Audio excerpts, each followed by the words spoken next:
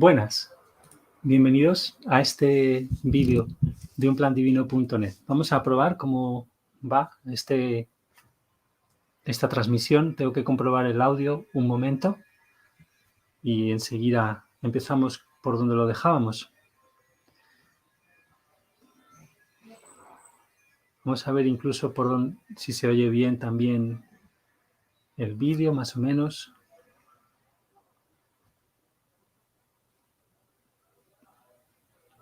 El vídeo, más o menos. Aquí estamos. El vídeo, más o menos. Aquí estamos. El vídeo, más o menos. Aquí estamos. Vale. Pues seguimos por donde estábamos en esta entrevista que hacen en el 2012 sobre los atributos de Dios. Es quizás algo más aparentemente teórica, pero la relación con Dios es algo muy práctico, ¿verdad?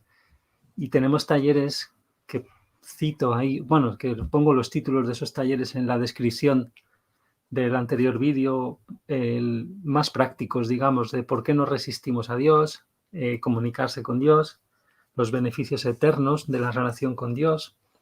Todos esos talleres y algunas otras cosas más son muy complementarios a digamos.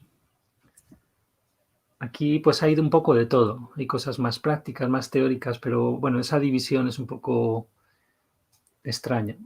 Pero ellos mismos advierten de que, lógicamente, ya sabemos que para entender las cosas se trata de las emociones, ¿no?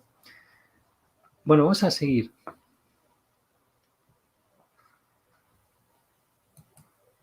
Is God growing enough? Or, because if God is infinite, and then we can all receive God's love, in theory, for an infinite amount of time, does that mean there's a lot of infinites involved here? Yes, so, of course. So does that mean do you know if God is expanding? Has God had to develop enough?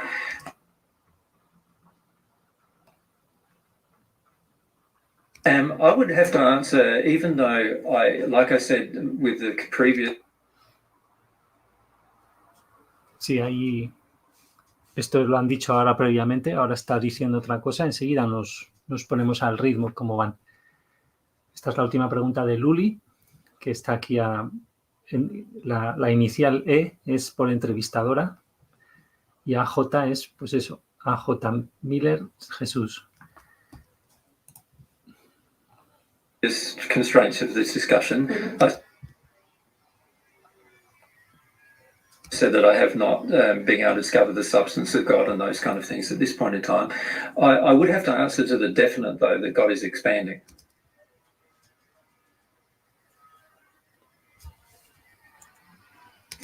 And the reason why I have to answer that way is that every single thing in the universe that does not grow eventually degrades and changes its condition.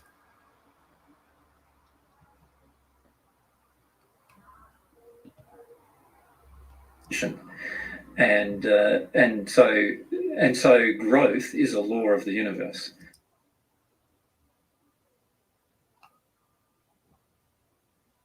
The universe itself grows, it continually expands, even dimensionally.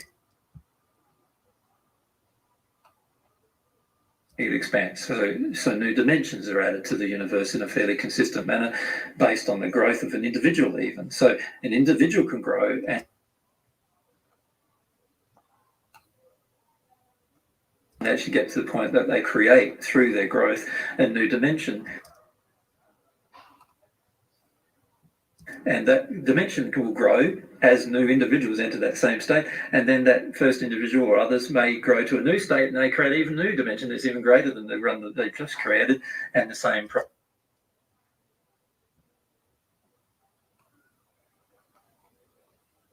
process multiplies. And so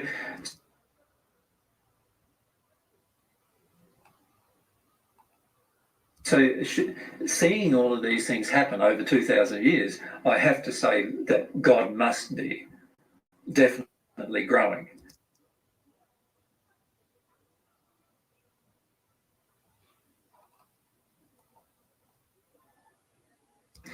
And that would then, you would then have to say that God must be then definitely growing in all sorts of characteristics and traits and attributes, not just in one trait or attribute. So God's love must be growing, God's wisdom must be growing, God's power must be growing, and so forth. Just like when I go through the same process of receiving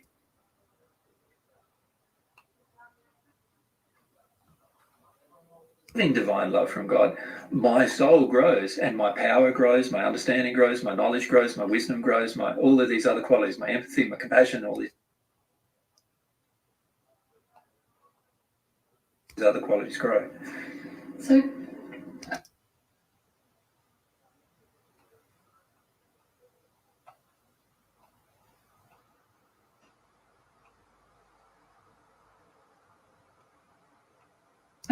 as we talked about in the soul interview last week, God creates us as whole souls, which then split in two. Mm-hmm. And you've drawn God as a whole soul.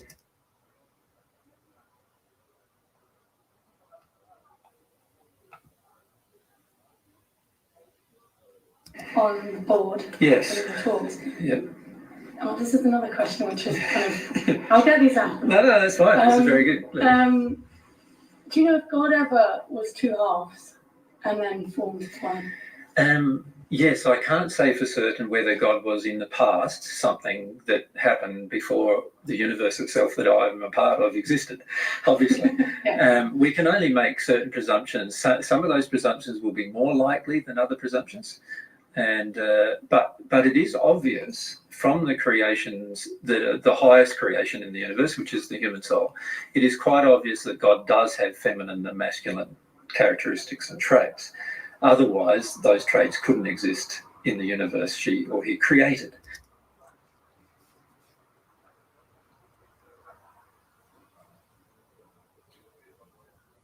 So it does make sense that those traits must exist inside of God.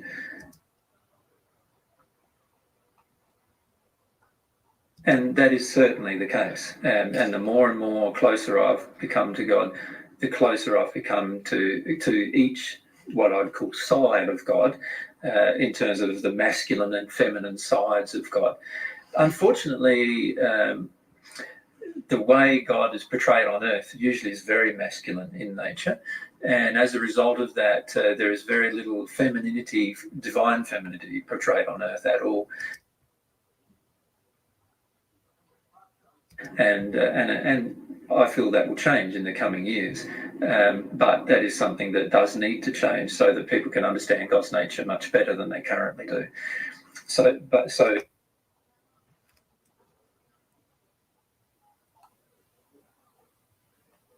in answer to the question, yes, I do believe that God does have feminine and masculine qualities and characteristics, because I've felt both of such and I've observed them in the creation of the universe.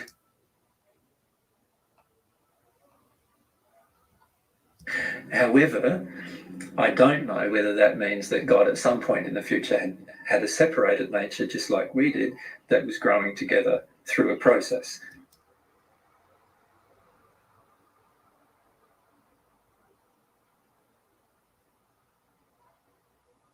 So in other words, I don't know if God had gone through the process we are currently going through, that we are currently going through to become God.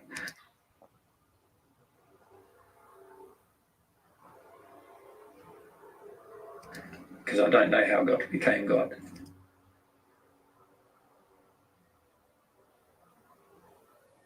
No, fair enough. So what are some of the masculine qualities of God versus the feminine qualities?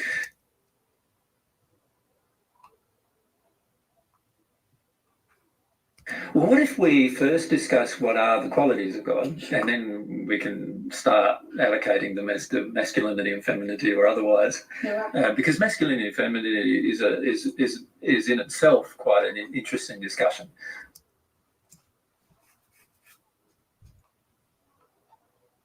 In terms of what defines masculinity and what defines femininity and so forth. And I feel that that is a very, very separate discussion to what are God's attributes and qualities and then maybe we need to proceed as to which one of those qualities are feminine or masculine or whatever.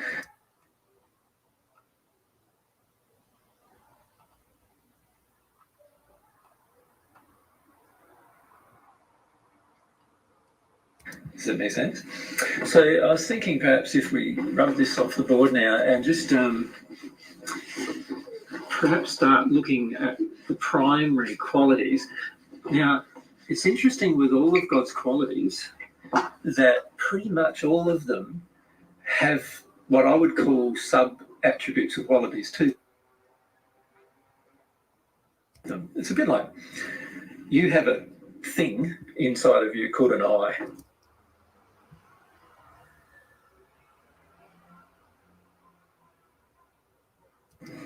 Right?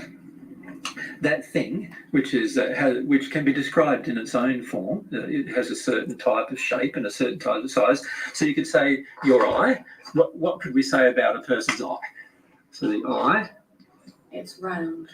It's round, completely round, isn't it? Like it's got a round shape. So we know everyone's eye is the same, pretty much. It's round, unless it's been deformed in some way or they've lost it.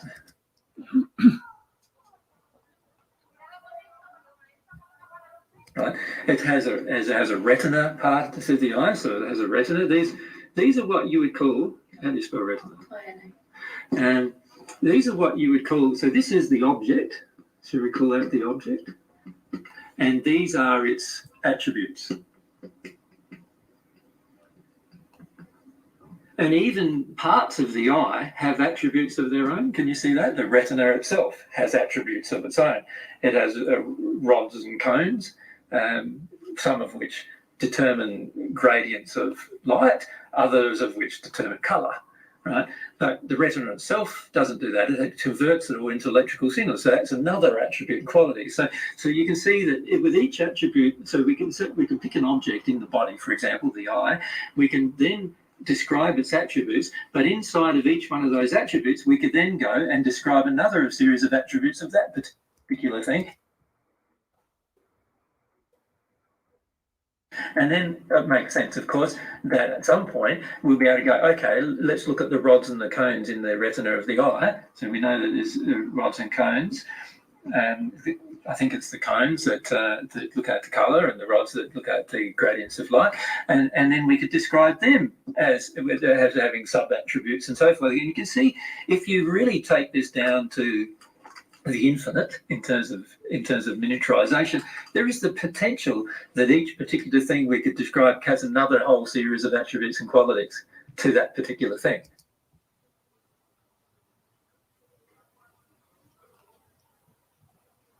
Does that make sense? Okay, well, let's now apply that theory to God's nature. Please. All right? So let's examine God's nature.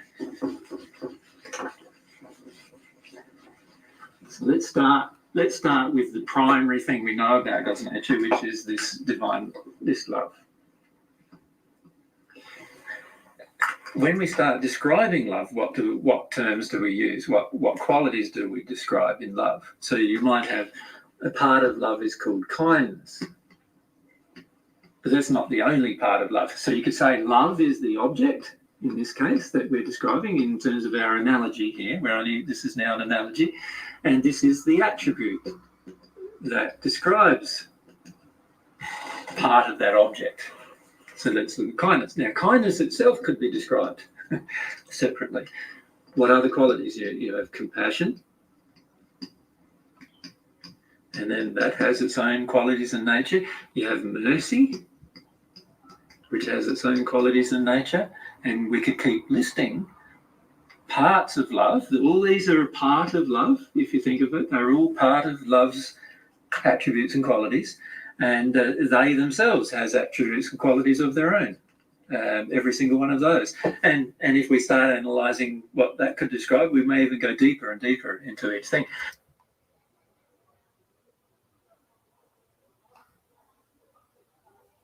Right down even to the actual colours.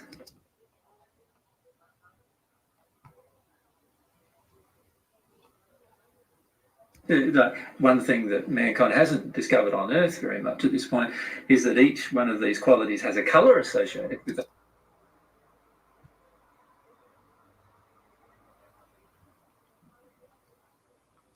And it has a sound associated with it, and it has a smell associated with it, and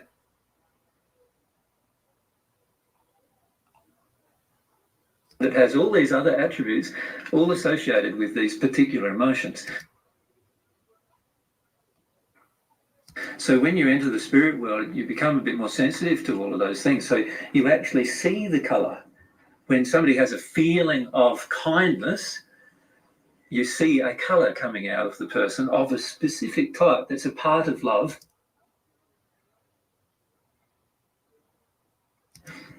That you see interblended with love, but you see it as a different type of quality, and it has a smell, an odour, like it's a very aromatic odour in the case of kindness, and you can smell the odour of kindness. So you can actually smell it on the person and also coming out of the person, and you can hear it as well. It has a sound, it has a melody to it, a musical song, if you like, and so forth. It has all of these attributes and qualities that we've even on Earth yet to discover about these things. But this is why love feels so good, because when somebody is kind to you, for a lot of people, when they first experience kindness, they're overwhelmed with grief, because they don't realise at that point in time that their soul is not just actually feeling the emotion of kindness, but there's a song of kindness,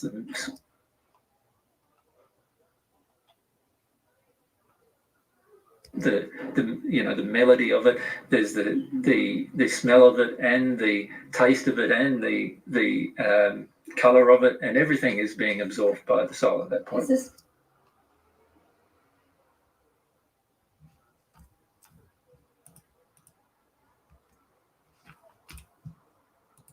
natural love and divine love? Natural love and divine love, yeah, is similar, but obviously if we're talking about divine love, we're talking about a different colour, different colours than natural love. Aquí dice obviamente, cosa que no ha habido en la transcripción, y luego yo no lo he añadido tampoco al repasarlo con el vídeo a la vez y eso, la traducción hecha. Vale. Obviamente dice el amor divino tiene colores diferentes. Does that make sense? Yeah. So every single attribute and quality of God, it would also make sense, has its own odour, its own colour, and it's all substances that can be felt from God and are in fact felt from God. So if we examine the quality of love,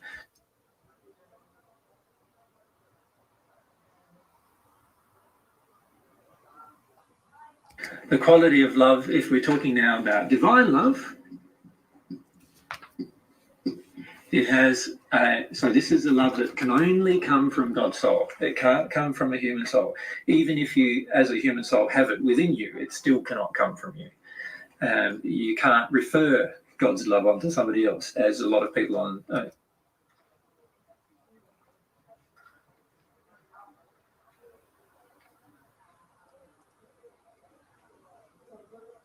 who are interested in New Age stuff think that they're able to do.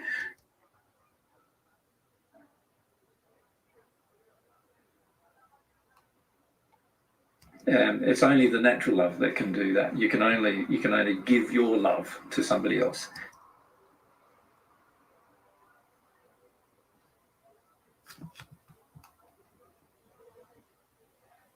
And in fact, I can't even give your love to somebody else here. Like I can't give your love to Anto. You can only give your love to Anto.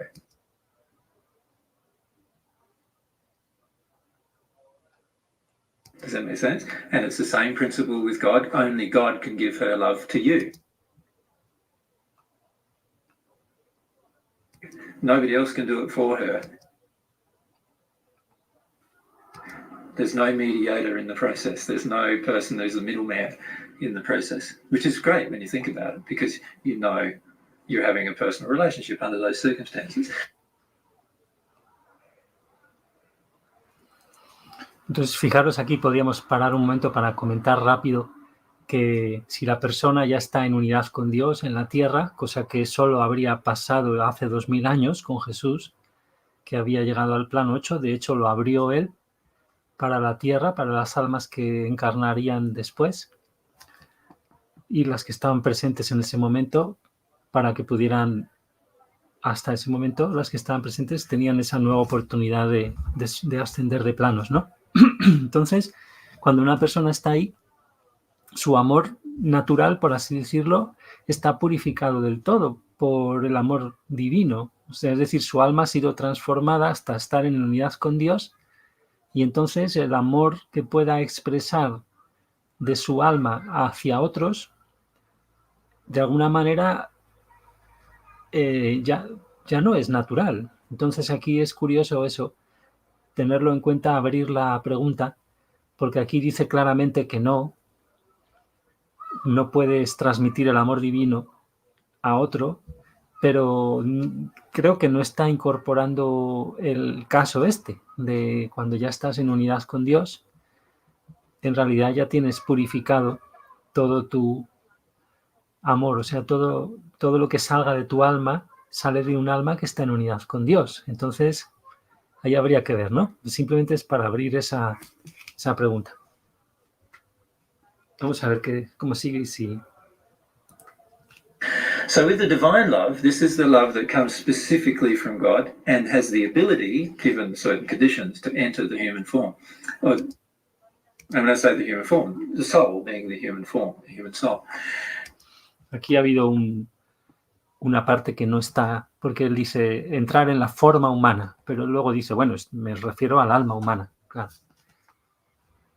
And that love has characteristics and attributes of its own, which are very, very different to the characteristics and attributes of what I would call love that is natural love. So natural love has certain characteristics and attributes that are different, although sometimes similar in nature, but they're different. They have different colors, different smells, different tastes, different sounds than what comes from God. And of course, diferentes cosas con respecto a todo lo que proviene de Dios. O sea, we have the ability as a human race to investigate these matters and see them actually occur as well. Yeah. So,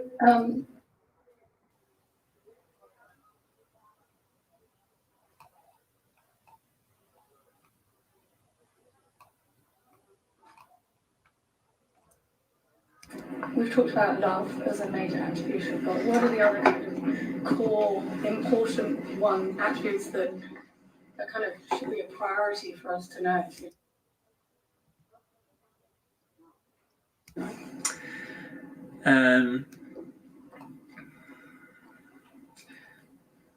Well, I feel some of those qualities are a part of love. So if we try to separate the qualities that are a part of love to the qualities that are actually love itself, I feel that. Aquí dice que hay que separar las cualidades que son partes del amor con respecto a lo que es el amor en sí mismo. Next, there's two more, probably of the highest possible qualities that. Antes de decir este párrafo, ha dicho eso que he dicho. We need to actually absorb from God. So I believe that truth is a quality that can be absorbed from God, and while it may not be a substance necessarily, it exists in its own right, there is also the potential of it being a substance that you can receive from God. Esto lo aclarará más adelante en estas dos horas o en las siguientes de la entrevista original. Right. But humility is another quality that we can receive, I believe, from God as well. And when you say receive, you mean come to learn about that attribute within God? No, I mean actually receive. Yeah, actually have a part of that quality enter you from God. Does that make sense? So, for example, in our previous discussion of truth, I said that truth can exist without an emotion. But there is the potential, again, of truth inside of God being some kind of emotional thing that happens. That is the basis of all of God's knowledge.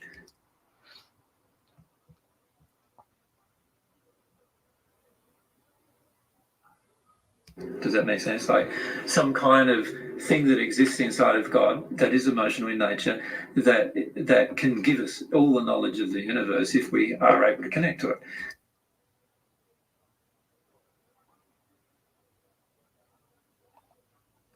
And humility, I'm not sure whether God has that as a quality myself. I don't know whether God needs that as a quality. I know, for example, what we would define as humility, God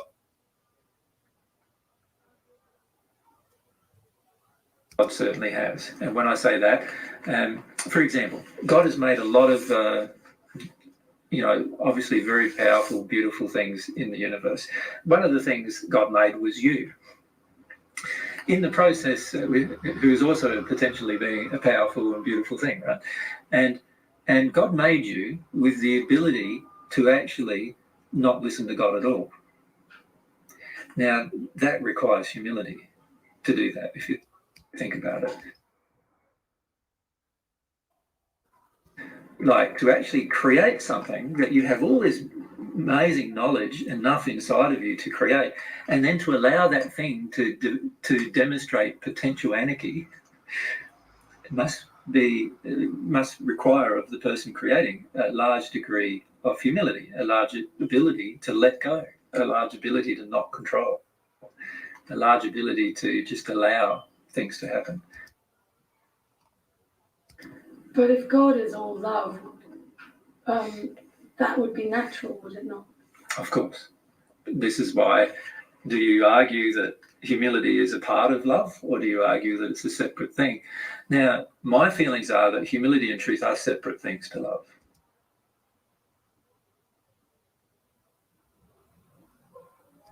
And the reason why is that a person must first have humility before they can absorb any new truth. And a person must absorb new truth before they can be in a condition of receiving love.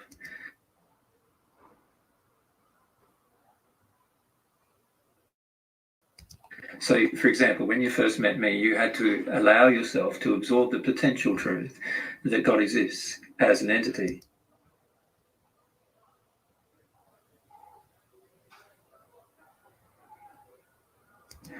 Before then, you thought that God didn't exist at all, and but you knew there were some questions that you had unanswered, but you had to have enough humility to decide that, there are questions that I have not answered, and I can actually make an experiment where I can attempt to answer those particular questions. And that requires humility. It also requires a desire for truth.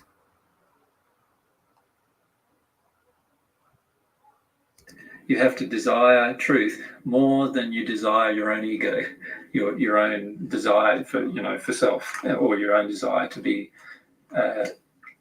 viewed by anybody around you as powerful or knowledgeable or any of those other things.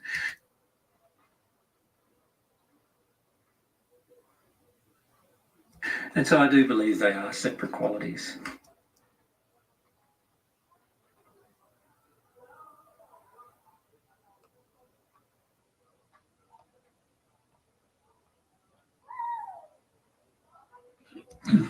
There's another quality I feel God has that is a separate quality, which is power. And there I'm talking about universal power, in terms of, if you look at everything that's created in the universe, from the laws right the way across to the physical things, the entities, every single entity God has ever created and all of the laws, they all have power inherent in them, right down to even atomic and subatomic levels that we've discovered at this point in time on Earth. They still have power inherent in them. And if you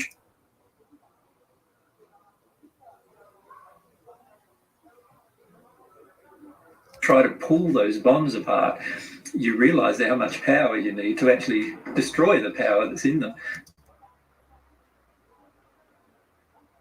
So therefore they have power inherent in their connection. So power must be also another quality that's a part of God's nature.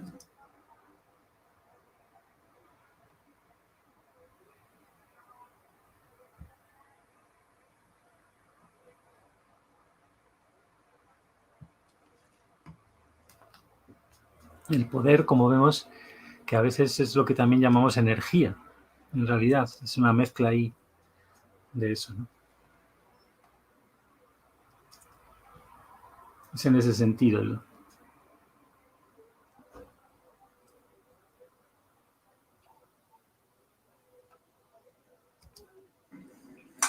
That is a separate part to love in terms of that can exist.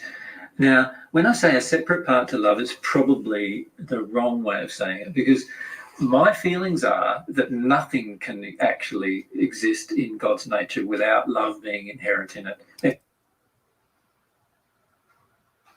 In fact, everything that I've discovered at this point in time about God has always had love inherent in the quality.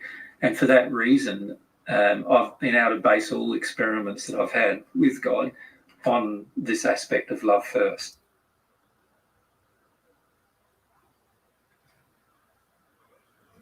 More than anything else.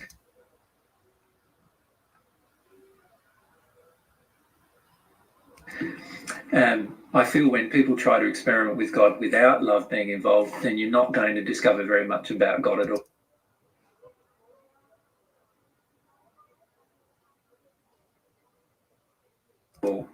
Because God's primary quality, it appears to me, is love.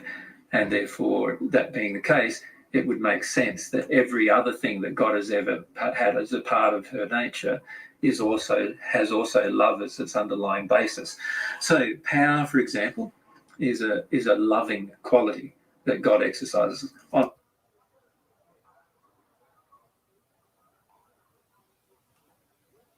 earth. There is very, very little love in power. And in fact, most of the time power is exercised very unlovingly here on earth.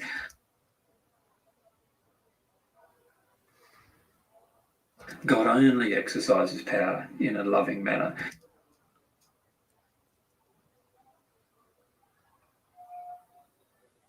With the way God accesses humility. On earth, we often see so-called humility, which is more what I would place as a deference to others and a putting down of oneself.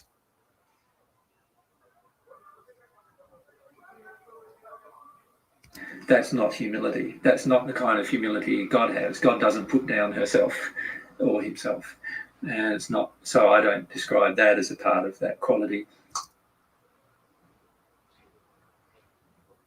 So with regard to truth, there are many things on earth that man thinks are truth. But what I'm talking about here is what is the absolute truth on any one subject. So the absolute truth on any subject, for example, the subject of colour, can be determined to a large degree by looking at what goes on in the majority of people.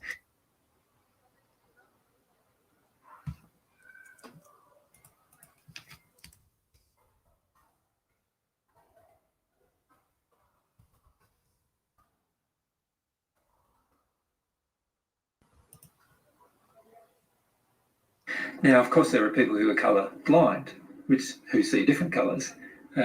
But all of us see the colour or the shade of white, or a bright colour like so. We also all see the colour of black, and we can all agree on those particular colours generally, or if we could call them shades, would probably be a better term. And so therefore there's a truth involved that all of us observe that is consistent across all of us.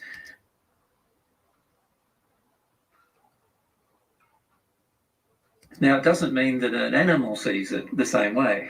It just means that all of us see it this way, and we all interpret it in our brains a certain way. Now, as to why a person who is colourblind, which is a genetic problem, can only see a certain thing as a different colour, it's really yet to be discovered as to why that's the case. But we know that a person who's colourblind doesn't fit the norm.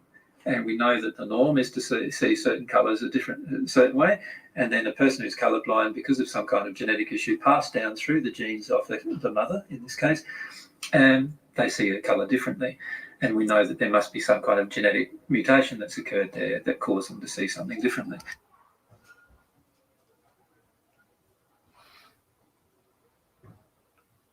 And so we can determine the truth of a lot of things physically through that process of just examining what is the general connection.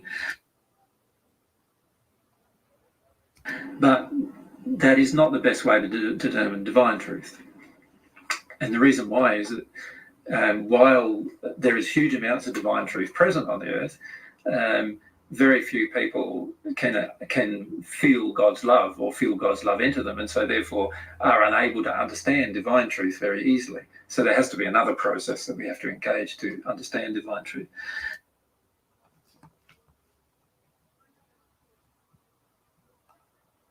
And for that reason, I feel divine truth is a different substance or a different quality to it than truth, absolute truth itself has, in the sense that divine truth requires the reception of divine love.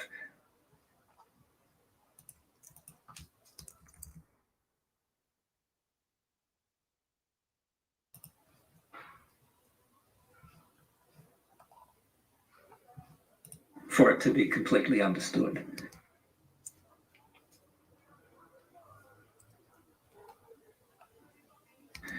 Whereas other truth is just, we can understand it through a process of deduction or experimentation quite easily.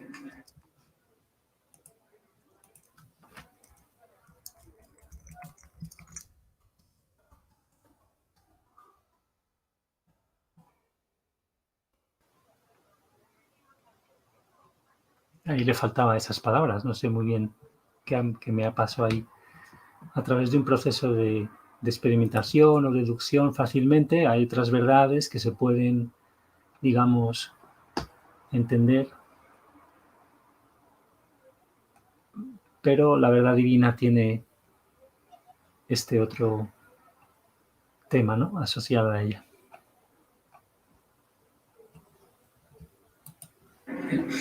The same occurs with the process of the quality of humility that God has, I feel.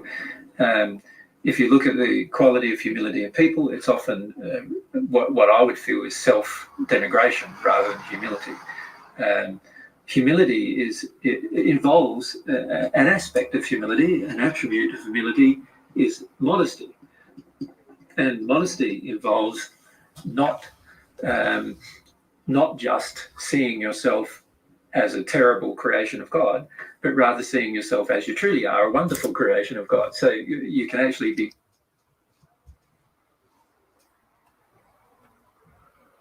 modest and say, I am wonderful. And that is also humble to say such a thing. So the quality of humility that people believe humility to be on the earth is often very different to what I see in God.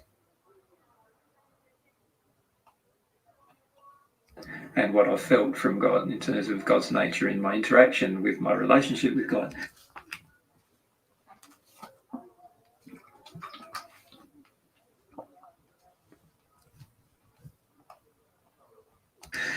And the same goes with the quality of power.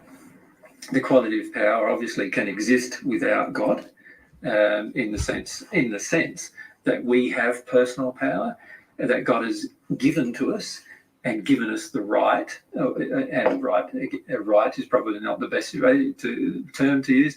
He's given us the will to be able to use that personal power in a direction that we decide. In other words, based on our desire. This power comes from within us. Ahí en realidad él dice, nos ha dado la voluntad para poder usar este poder personal. Ahí no dice libre albedrío, no dice free will, si he escuchado bien. No. Pero bueno, ahí está, valen las dos. Ahí lo hemos dejado, viene de nuestro interior. And we can grow in power in some areas, and we can reduce in power in other areas. And it also makes sense that both of those things are available to God. But again, God's power is never used out of harmony with love. So therefore, God's attribute and quality with regard to power is very different to our own.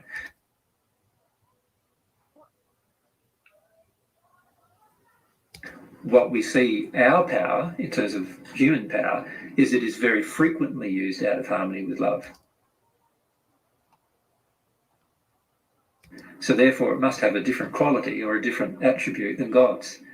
God's power is never used out of harmony with love. The same goes with humility, that is coming or a part of God's nature. God's humility is never used out of harmony with love. God never self-degrades, never degrades herself in any interaction with any person or individual or other, or any person who she's created in particular. But we often see people who are so-called humble on earth denigrating themselves in order to prove their humility.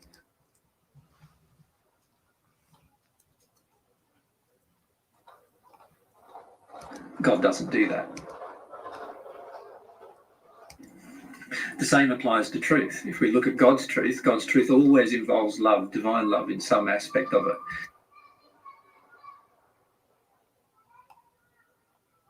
And this goes from the physical truths that we can discover right the way through to all sorts of very complicated truths emotionally that we can discover, and truths about the universe themselves and how it's created, the laws that construct the universe and so forth. There's all this love inherent in every single one of those qualities. On earth, you can discover truth without love, right? So that tells me that the nature of truth within the individual is very different to the nature of truth that comes from God, divine truth. So you could say every one of these qualities that I'm now describing about God, you've got divine truth, which is very, very different to human truth. We've got divine humility, which is very, very different in its nature to human humility. And we've got divine power, which is very different in its nature to the way humans exercise power.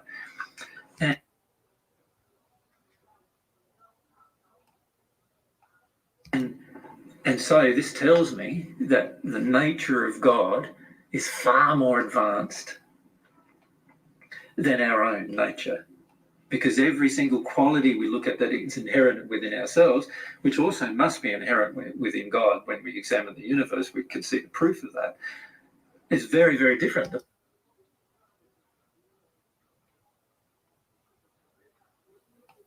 The way it's displayed. And it's always displayed with the underlying feeling of love throughout and inherent in every single of these other qualities that we can discover about God.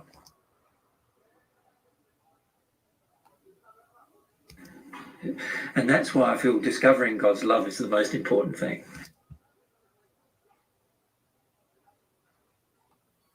Because once you discover God's love, all these other understandings come to you.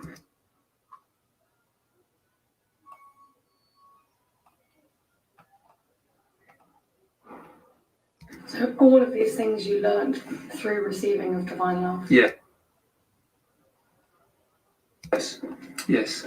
And so, once I received divine love to a certain point, see, I can have as a human, so just for example, yourself as a scientist, before you believed in God, so before you had any interaction with God as a scientist, you did have the quality of humility to a degree, because you decided to investigate something that you didn't know, and it takes humility to do that, to say, I don't know, I'm going to go ahead and make some mistakes and investigate and experiment.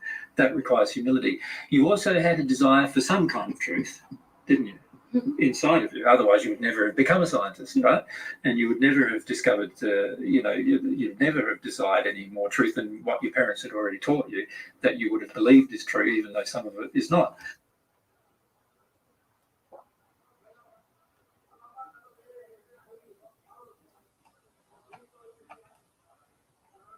And so these kind of qualities had to be a part of you, inherent in your nature, before you started even the process of seeing whether divine love actually exists. But as divine love enters you, what I've found is a part of the divinity of all these other things enter you as well.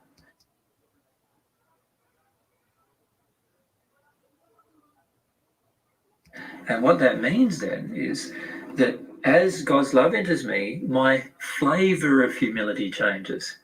So while before I was only humble when it came to external matters, as soon as some of God's love enters me, I have become more humble about internal matters, about matters of the heart, how I feel.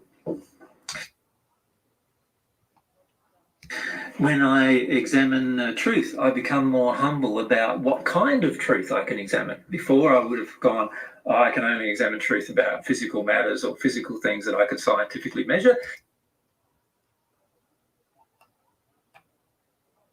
And now, as you are learning, you now can experiment and measure things that are beyond that are different to that would not normally be accepted as an acceptable way of discovering truth in a scientific community.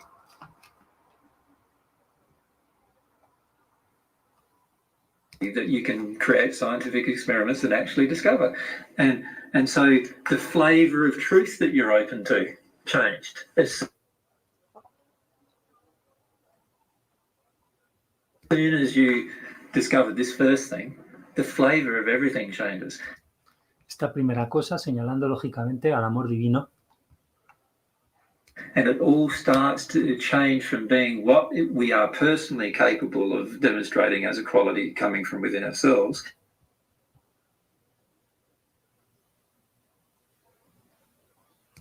into qualities that we're not personally able to demonstrate without God's love first infusing or coming into our soul and changing it and transforming it in some way.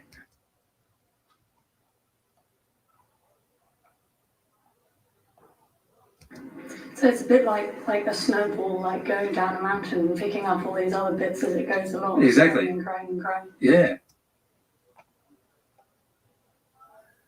And it's just a wonderful thing about God's nature is that God's always sharing her nature through this love. So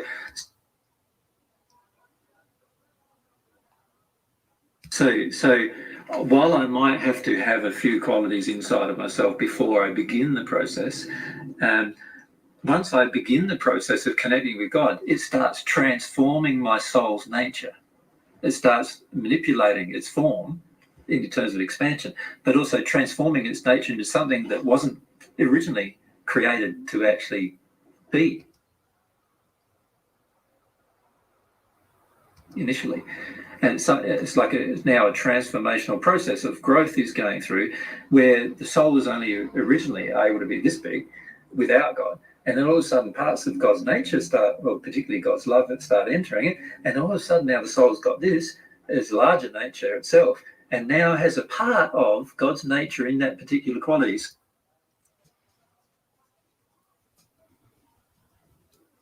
So you began with humility, obviously, to be a scientist you had to have some, but now you have far more humility. Aquí dice, empezaste con humildad. También se podría entender. Empezaste tú o empezó usted con humildad, obviamente para ser científico, etcétera. Tienes que tener algo de humildad. Seguimos. Than you had then. Does that make sense? Because part of God's nature has entered you, and in that process you've gone, oh, well, but there's this and there's that and there's this and there's all these other things I could experiment with that I didn't know about before, and wow, and now you are far more open to more truth as a result of that. Does that make sense? And so what's going on inside of the human soul is this ability, as we receive this first part of God's nature, divine love, it has the ability for us to now begin absorbing other parts or characteristics of God's nature become a part of us as well. And I feel that's one amazing thing about God.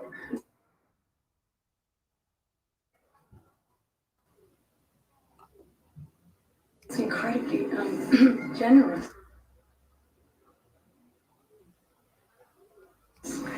Exactly. Which is another quality of divine love, generosity. Is it general? Yes. I can't identify. Generosity is another part of love. And in fact, any person who receives a part of God's nature with regard to love will become automatically more generous. They'll become more generous with their time. They'll become more generous with their knowledge. They won't require a cost associated with their knowledge. They will never charge for their knowledge, and so forth. God's nature. God doesn't do that, and neither does any person who's become more godlike. So when a religion charges for something, or when a business charges for something, that tells you that they're yet to absorb part of divine love with regard to the way they operate. Because if they had, they could no longer do such a thing. And what I like about that is there is a way to measure whether a person has actually become more divine in their nature by seeing whether they've become more like God in their nature and the way God operates with us. Yeah. So it's a barometer for ourselves as well. It is a barometer for ourselves.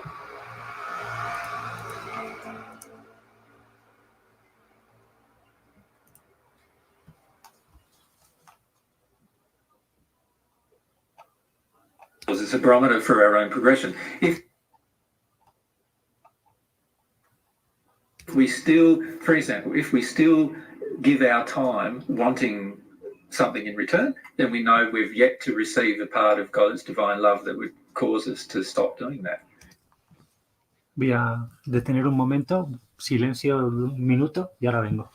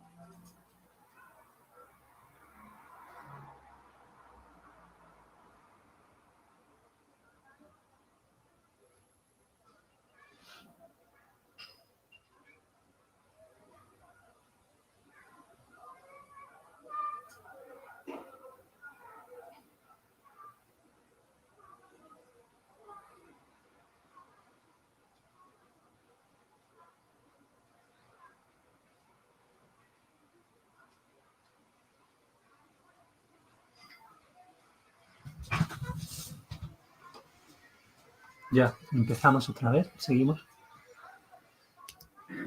A person who's received divine love to a certain degree would never do that anymore. Right? If I have tried to constrain you in some way, if I try to constrain you in some way that's not loving to the environment or based on some kind of emotion of anger or frustration that I have with you, then I know I haven't received divine love. Because if I had it, I would have God's nature on that matter. What does God do with you? God doesn't punish you or try to constrain you just when you try to do something that is out of harmony with God. God has laws that correct you, so I would attempt to correct you still, but I wouldn't not love you anymore. I wouldn't be angry with you anymore. Because God, so that tells me that if you did something that I viewed as wrong and I was angry with you as a result, now I obviously have some work to do with God's nature. Because I've yet to receive God's nature properly.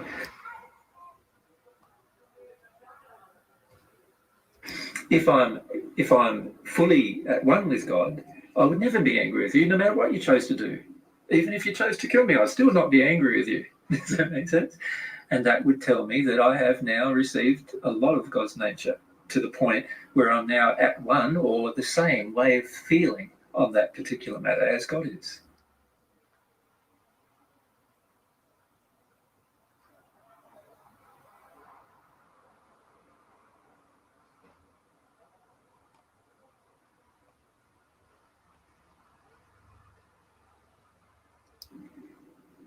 Yeah. So with the other attributes, there's there's intelligence, there's like logical reasoning. So let's look at it. Yeah. So let's call it. Should we call that intelligence then? Yeah. Yep. Wisdom. Wisdom. Wisdom is different to intelligence in that we can be very intelligent and have no wisdom at all. Wisdom is the way we apply intelligence. It's the way intelligence is used. And God certainly obviously has that to an infinite amount, considering how he's built our bodies and our souls and our interaction with every single thing. There's huge amounts of wisdom inside of the creation of God's intelligence. So I feel they are separate qualities of God. Yes. And it seems to work that the more you grow in love, these things, I mean, you grow in these attributes as well, regardless of whether they're getting them from God, but they just seem to be like, the higher you are in love, the more wise.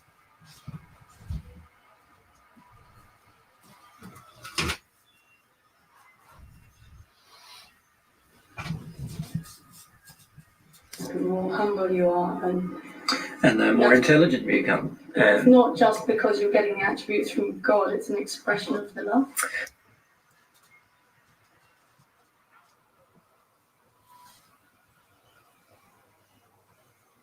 Well, what happens inside of ourselves as we receive the divine love is it transforms the way all of our natural qualities and attributes, because we can have all of these qualities and attributes naturally ourselves inside of our soul occurring without having any connection with God.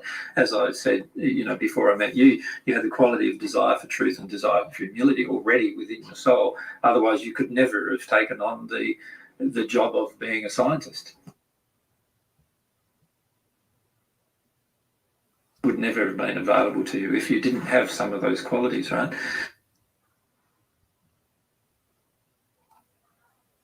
And also intelligent obviously had to be there. You had to intellectually understand what you were examining.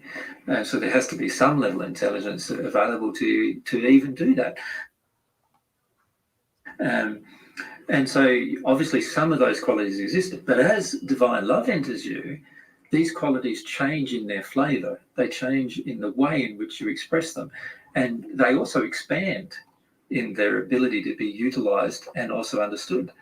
And so, yes, you now have a far larger degree of wisdom, for example, as you receive divine love. Because before you would have been very much like many scientists. You very much when I first met you, you were very much sort of intellectually examining everything, very little connection with your own emotion, very little what I would call an emotional intelligence. You didn't really understand yourself very well in terms of what was going on in your life, in terms of your relationships and all those kind of things.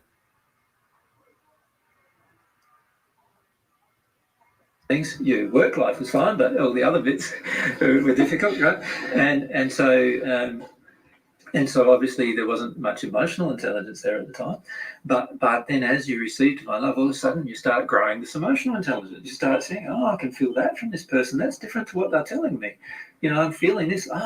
If I act upon what they're telling me, I'll get myself in trouble. If I act on what I'm feeling from them now, I'll be in far more harmony with, I won't have as much trouble in my life.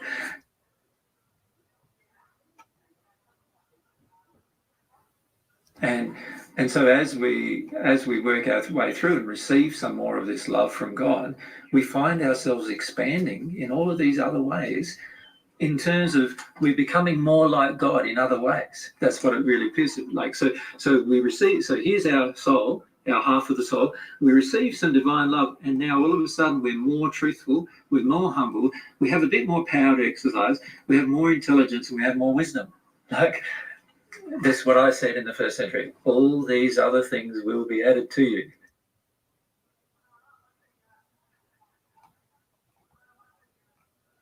And most people, when they read that, they don't really understand completely what that means. What I'm saying is, all these other qualities that we often try to develop singularly or separately, can be added to you as you receive this love. And this is the amazing thing about the love, is the love has a power of its own. Y esto es lo sorprendente de este amor, ha dicho ahí, que no aparece en la transcripción por ahora. Sí. That seems to manipulate all other qualities. Ah, vale. Es lo que seguía ahora, y aquí se me ha colado esto, que es, en realidad es un pie de imagen, donde en la transcripción vienen pues los dibujitos que hace aquí, que en realidad aquí no son dibujos, solamente son estas palabras, ¿no? Casi no hay dibujo, y esto es un pie de esos dibujos que se me ha colado. Pueden serte añadidas, y esto es lo sorprendente del amor, tiene un poder propio que parece, sigamos. And that in itself is an amazing fact.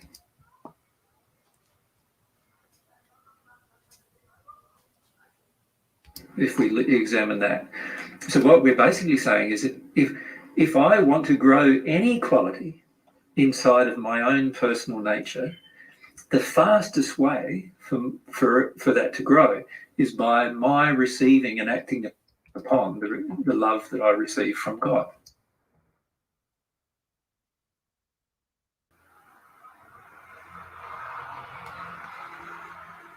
La manera más rápida de que crezca es recibiendo amor de Dios y actuando en base a eso, actuando armónicamente con respecto al amor de Dios recibido. Que eso es todo otro mundo.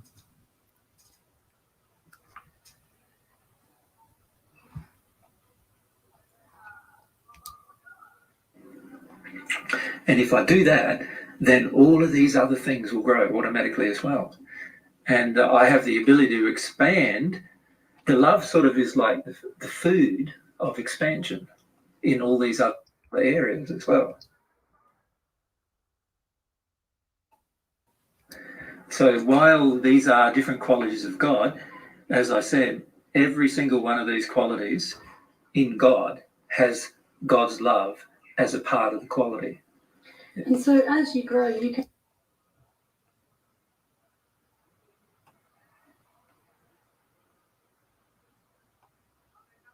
actually get to know God by seeing how you change yourself.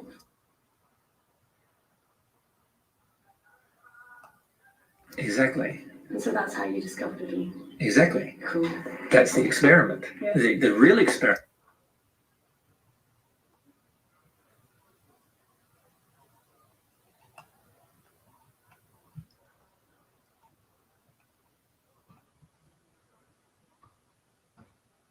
Is not the experiments that we can do externally. The real experiment is the experiment that we do with our soul. And if we engage that experiment with God, we can receive this divine love and then measure our own condition over a period of time in different areas, like our humility, our power, intelligence, wisdom. We could start writing down, couldn't we, hundreds of different qualities that we'd like to develop within ourselves.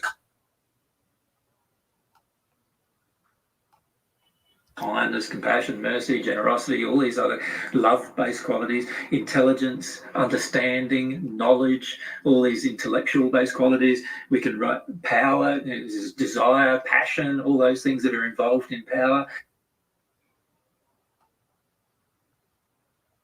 We could write down all of those qualities, and then we can experiment. We could say, right, let's take a photograph of us emotionally. Let's write down today how we are with all those particular things.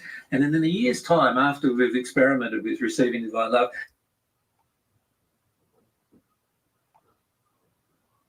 let's take another photograph emotionally by writing down all of how we feel about these same things now.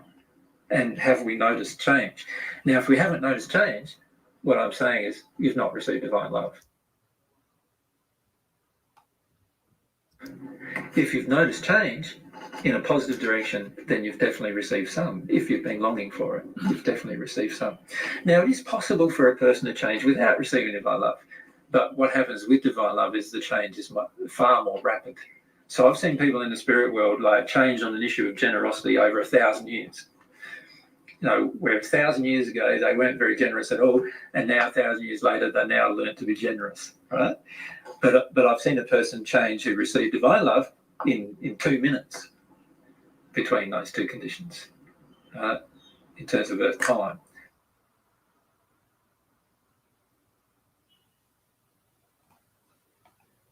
So that tells me that the power of receiving divine love on the soul has far more expression than if I try to develop the quality myself without love, without God's love involved.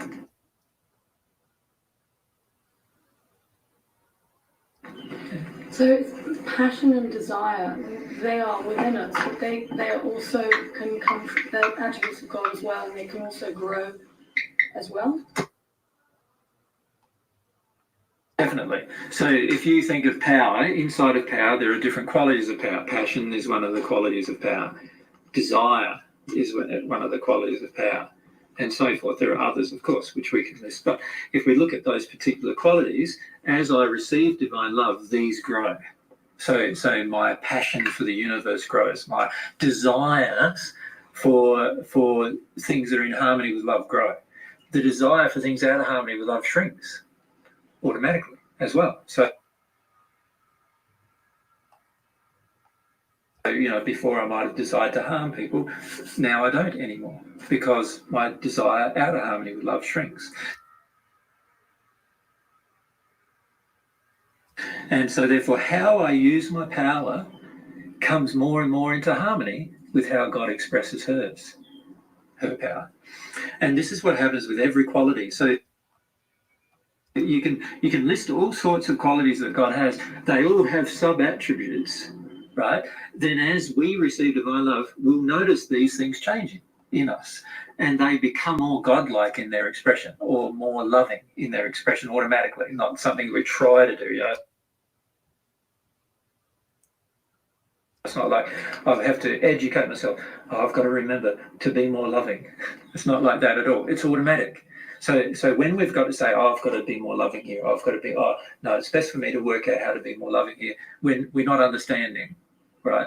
Because the reality is, as we receive divine love, we don't have to work it out anymore. It's automatic. Passion is automatic. Desire is automatic. Desire in harmony with love is more automatic, and desire in harmony with in disharmony with love becomes less automatic.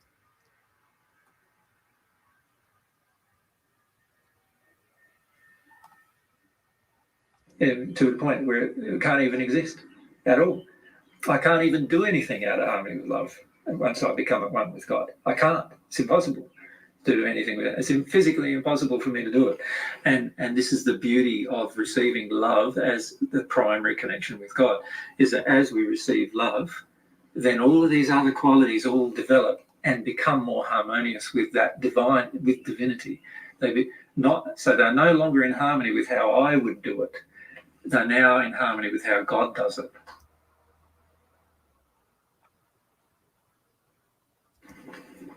Yeah. So all of these things are expressed in the universe through God's creation.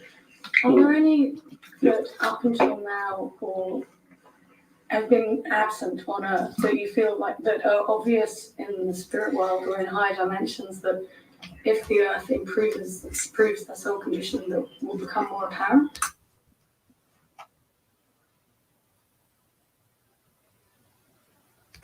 Yes, I don't know if it could be said, Lily, that there's any quality of God that is absent anywhere in the universe.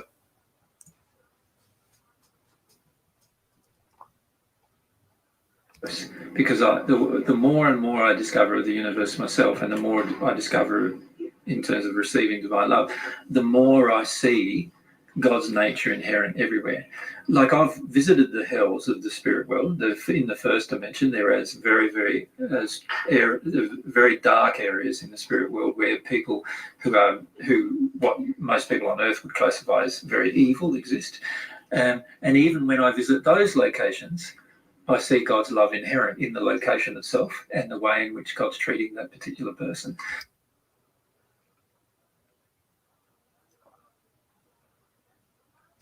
And so, there is a substance of God's love everywhere. even in the most darkest places of the universe.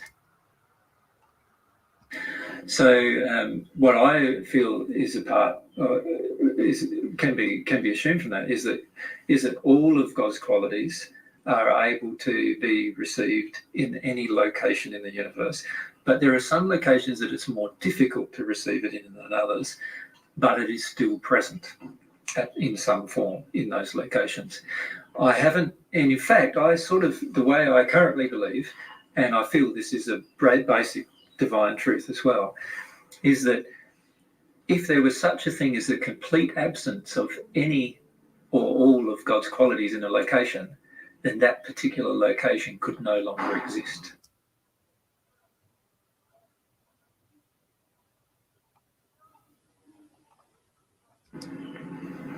Does that make sense? Within the universe. Within the universe. So in other words, it's a physical impossibility for a location to have none of God's qualities existing in it.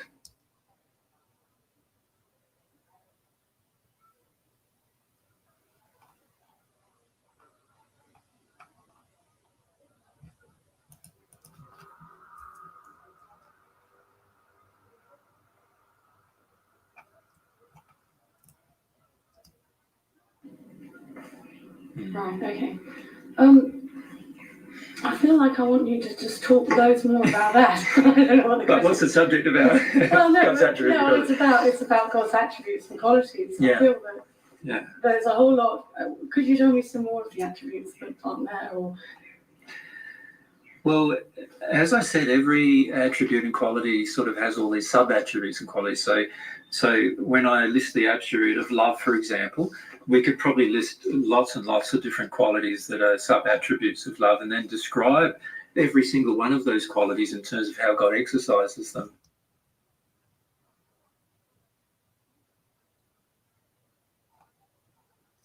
And we could do the same with truth, divine truth. We could do the same with humility. We could do the same with God's power and intelligence and wisdom and so forth.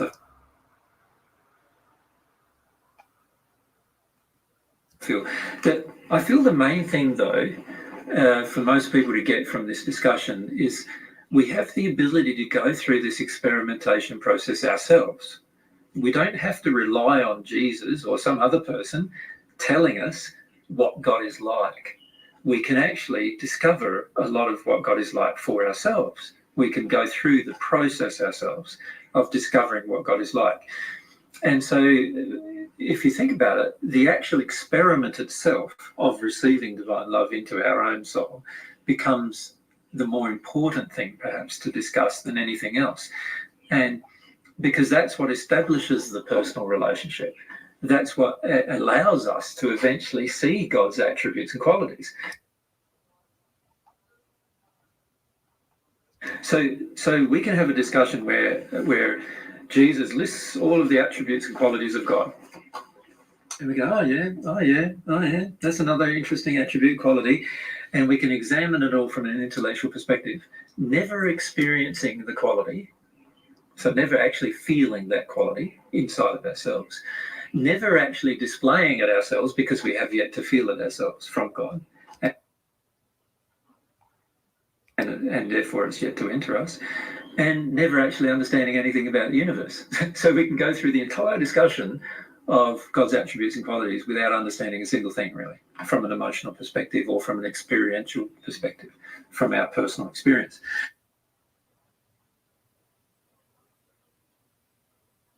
Once we receive divine love into the soul, our soul, now we're going through an experience. The beauty of going through the experience is now when we talk about kindness, God's kindness, and we actually go through an experience where we felt God's kindness, now we can feel the attribute of God. And also we will now, because it's now inside of us, be able to start reflecting that attribute of God to other people who are around us, reflecting their kindness, if you like, to another person. And so what this does is it allows us to experience God through this connection or this relationship. So this thing going on is what I call the relationship. It's a real relationship that we're developing with God. And through the relationship, we're going through this wonderful process of discovering ourselves, discovering our potential, not just what we are now, but our future potential. And also discovering God herself through the process as well, because we're receiving part of God's attributes and qualities as we change. And then when we talk to another individual about God, we don't have to say, oh, do you think God's like this or do you think God's like that? Because we already know. We've already felt it, and we've already experienced it, and we've already experienced the change in our own life in the way that we've demonstrated that reflection of that love to others.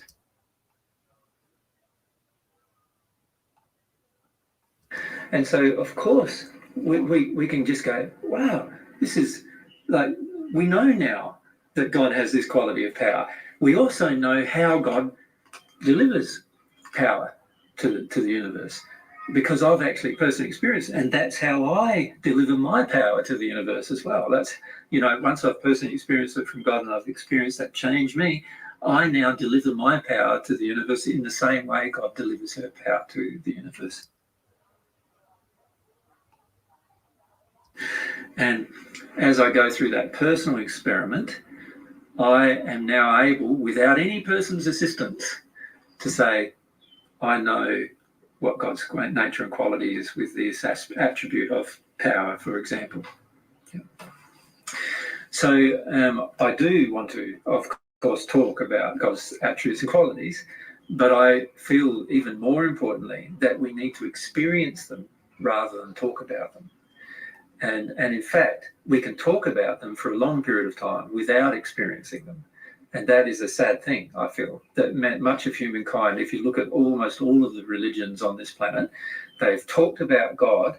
You could literally say until they're blue in the face, and literally for many of them until they've died, they've talked about God without actually feeling any part of God in their nature.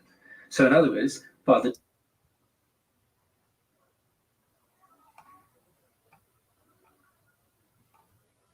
time of their death, they are still wanting to kill people, for example. They still want to impose their will upon other people. They still want to conquer. They still want to do all sorts of other things, right? Which are obviously completely against the very nature of God that they've been discussing their entire life.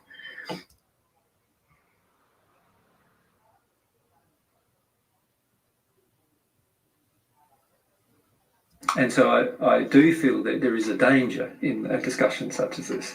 And the danger is discussing all of this intellectual knowledge without feeling any of it. And if we discuss it all without feeling any of it, it does not have any power. It doesn't change our life. It doesn't change other people's lives either as a result. If we discuss it and then experiment and feel it, now we have the ability to change other people's lives. Now we have the ability to change completely. So I feel that it's very, very important when any person discusses God's nature and qualities and attributes, that they discuss it from a point of view of attempting to experience those qualities, but feel them, to actually feel them enter themselves, rather than just discussing the qualities as a pure what do they call it, as psychological or philosophical discussion. We don't want to discuss God's great nature and qualities like that, because if we do that, we will end up dead in our life at some point in the future and still have not changed one single bit from that discussion. And therefore the world around us won't have changed through our existence being here either in a positive direction.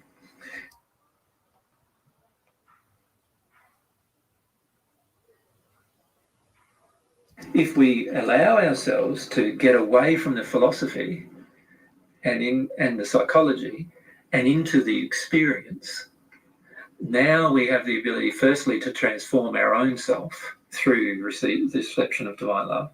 But as we receive divine love, all of a sudden our nature and qualities, like our humility, our truth, our power, our intelligence, our wisdom, our love has now been all infused with these attributes that come from the divine. And so now we have the ability to reflect this divinity on earth and change the earth around us, change people around us through our interactions with them. That means that it has power in our life then. So it's pointless having an intellectual discussion without the power of it being experienced. Yeah.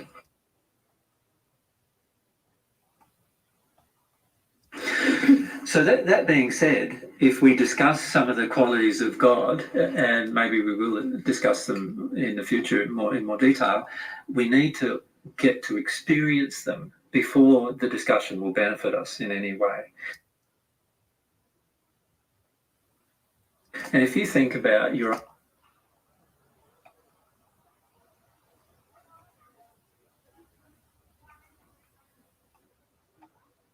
own experience over the last few years since you've known me, how long has it been now? It's been a couple of years, hasn't it? Almost four. So time goes fast when you're having fun, isn't it? Or not so much fun. Depending on the emotions that come on. But if you think about it, when you first met me, your life was very. If you think about the experience of your life, you found the relationship issues in your life fairly consistent. They didn't change very much. Right? Sort of a consistent sort of things happening. Since in the last 4 years, if you notice, since meeting me, unfortunately sometimes, you've had huge changes in your life.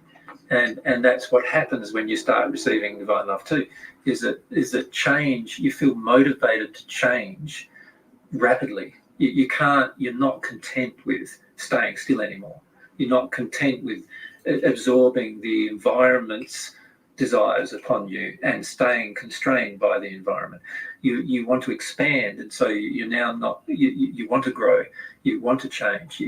All these desires enter you that you maybe didn't have before, or didn't know how to exercise before, and that's the other beauty of this relationship. Is that you have the ability to expand and grow through the relationship as well.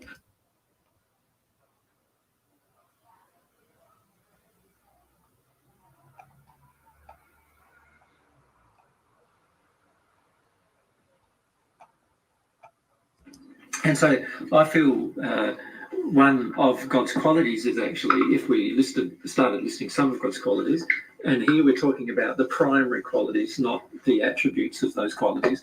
Another part of God's qualities, which is probably through all of it, is change. Change is a part of God. So that tells me God must be changing, but it also tells me that if I want to get close to God, I've got to continuously change. I've got to always grow, always change. So growth or change is important. What other qualities do you feel there might be, Lily?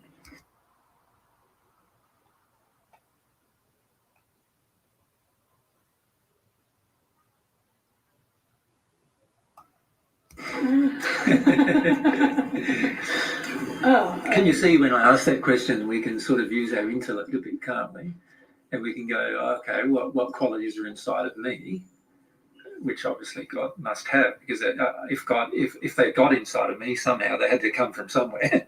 Right. So I was going to ask about personality.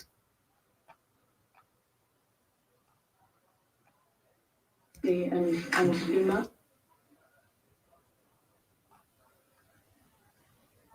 Okay, personality, yeah. And I guess the logic and reason comes under intelligence and wisdom.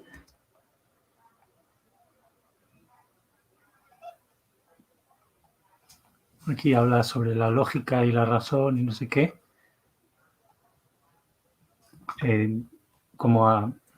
Diciendo que formarían parte de la misma conjunto, creo que se refiere. Pero no viene la transcripción por algo, o sea. No.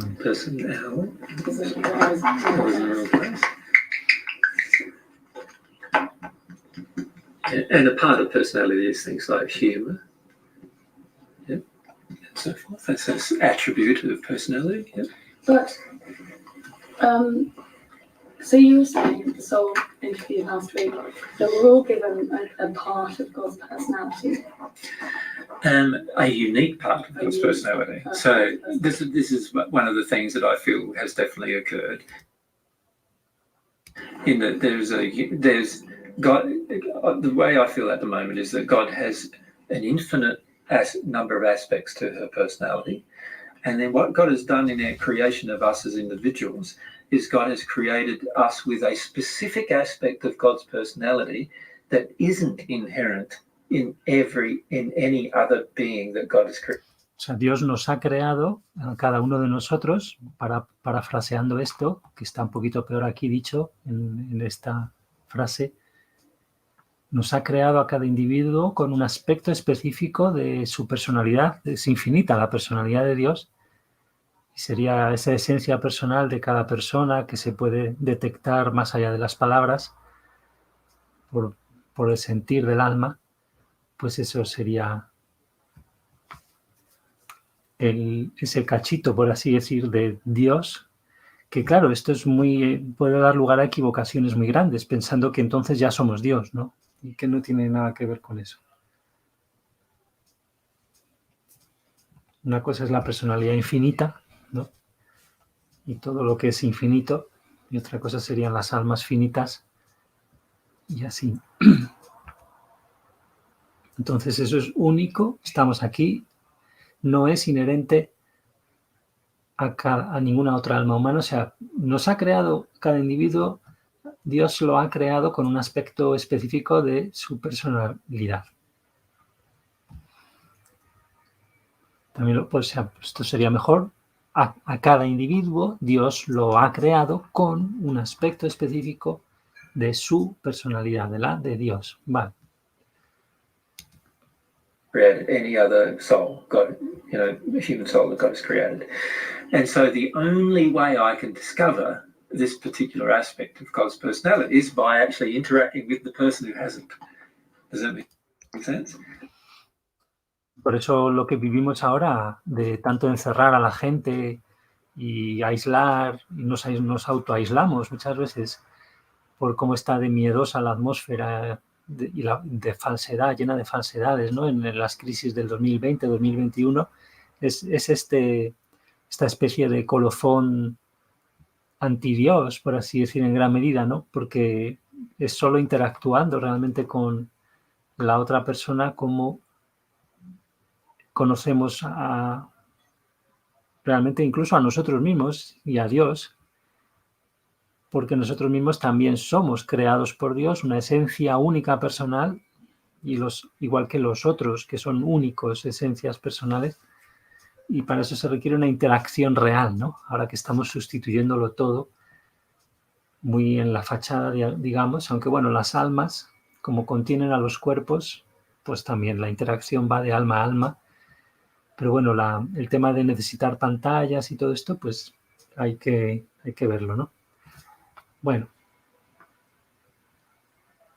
Yes. And this is how God has involved us in the process of discovery of herself, but also involved us in the process of discovery of ourselves.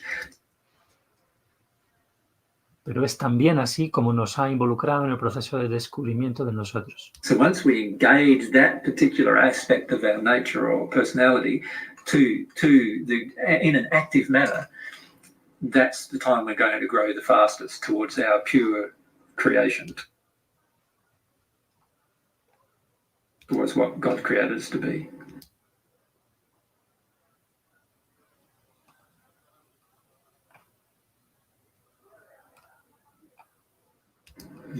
So if humour is a part of personality, and there's somebody on earth who has the best sense of humour or in the universe. Oh, I was going to say that God must just find everything funny.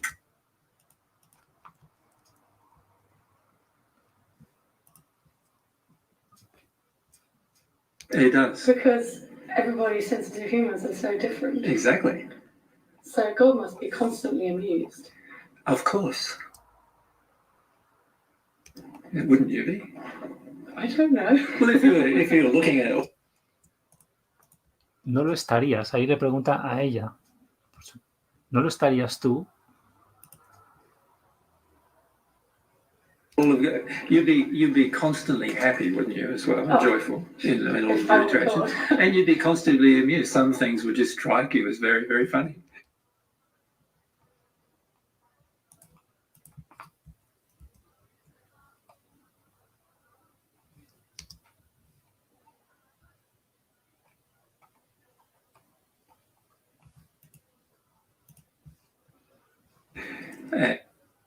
And you'd be constantly amused. Some things would just strike you as very, very funny.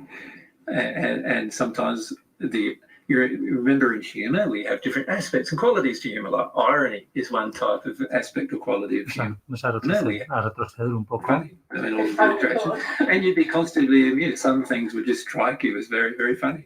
All the interactions.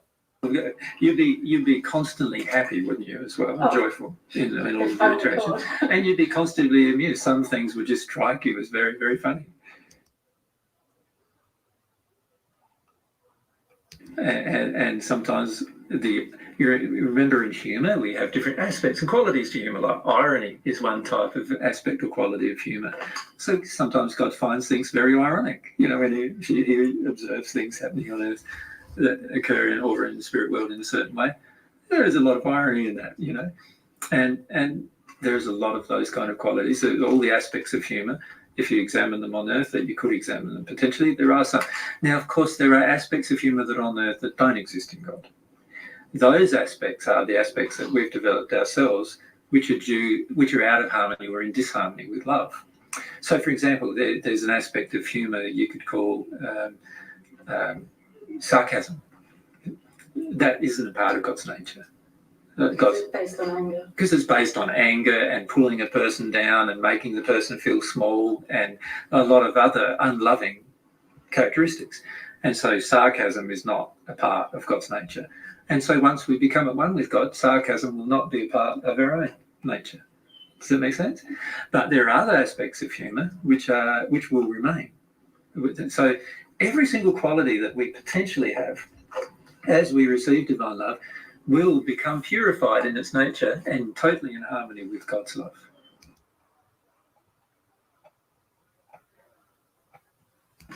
So all of these are aspects that you've listed, as you say, can enter us and change us. But personality is different, right? Because our personalities don't change when we grow in love, do they? Or do they? Yeah, how do they not? I feel they do grow. They certainly grow. So they change in the sense of growing, in terms of the way they're expressed. So, for example, when I was full of very sad emotions, obviously my sense of humour was not very present, right? And my sense of humour might have been based around sarcasm and rage, at the system or at the world or at particular individuals. Once I've received divine love, then my humour grows and changes. The personality trait, the way I express my humour, changes. So the sarcasm is destroyed, or the parts that are out of harmony with love get destroyed, and the parts that are in harmony with love become a part of my nature. Once I become at one with God, I'm still in a process of continual change.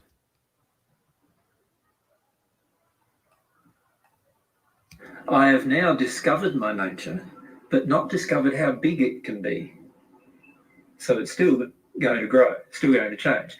The way in which I express my personality is going to change, and my personality will become bigger and bigger and bigger and bigger as a part of this growth and change.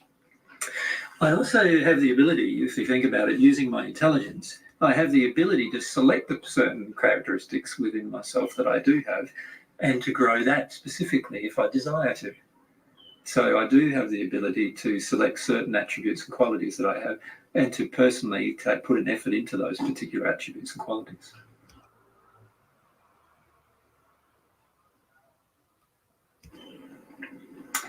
Yeah. Okay. Moving on to the power bit of God. So that power is inherent within God. And that power created the whole universe and sustains the whole universe.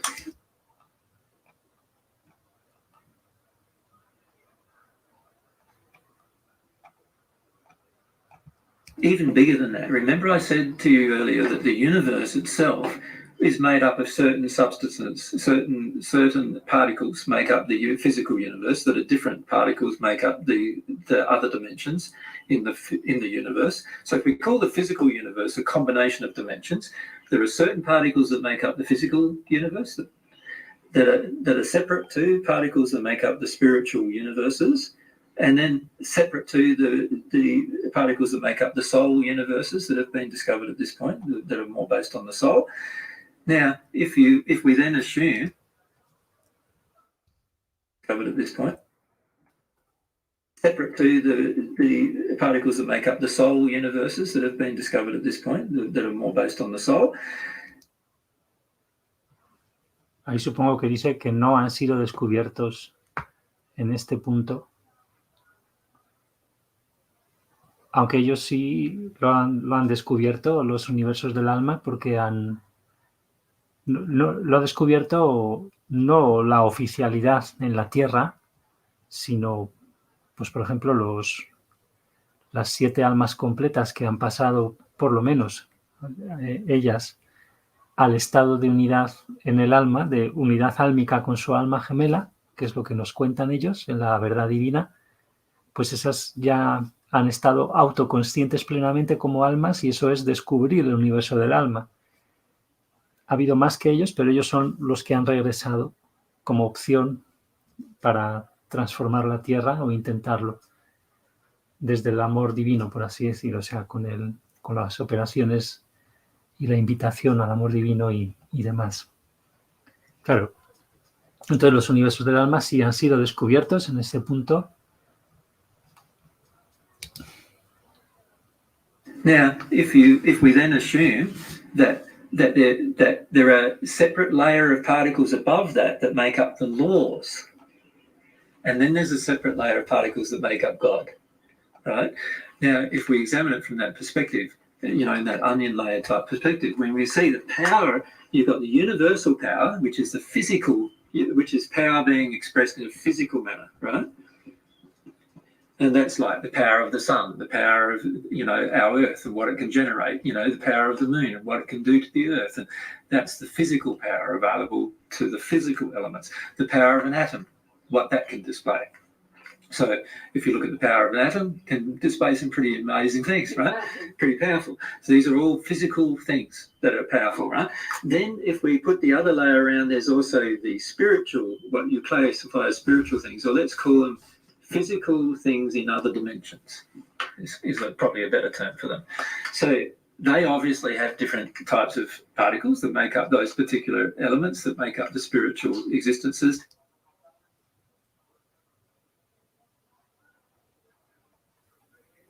And there is different layers of power in that existence. Then you've got the laws that constrain, so those two things added together, the physical and the spiritual, are like the universe. But then there are the laws that make up and constrain those particular universes, have to be more powerful than the universes themselves. So now we have another layer of power below God still, because God created these laws. So there's another layer of power that constrain the universe and constrain everything in the universe, that control it, that keep it so that it doesn't fall into anarchy. And the laws themselves have to be greater in power than the actual physical universe or the actual spiritual universe. Now, of course, each universe, type of universe, has its own set of laws. So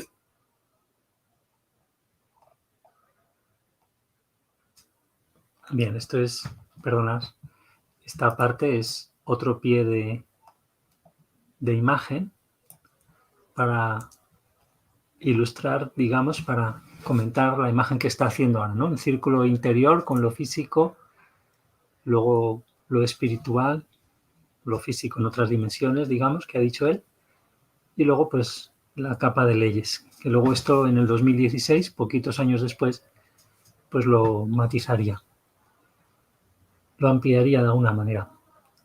Entonces, son una capa de poder que constriñe el universo, todo lo que hay en él, lo controlan para que no caiga en la anarquía. Ahora bien, por supuesto, physical laws so the physical universe has physical laws, and obviously the laws that constrain the physical universe have to be greater than the physical universe itself. And the laws that constrain the spiritual universe have to be greater than the physical and spiritual universe themselves, because the spiritual universe is more powerful than physical. Then it would make sense that the laws that constrain them must also be more powerful. So the laws are like this binding thing. And now, if we look at what's above that, let's rub out the law layer, and we go back to just this. Well, let's redo the diagram a bit better. So we've got the physical universe. So that's the physical. We've got the spiritual universe. The spiritual universe, let's call them SP. We've got the soul-based universes that have been now discovered. And the laws must still control all that. Right? So this tells me... Ahora, como vemos, las leyes, la capa circular, esta última, es la que circunda todo el resto, incluyendo universos del alma, en este otro gráfico.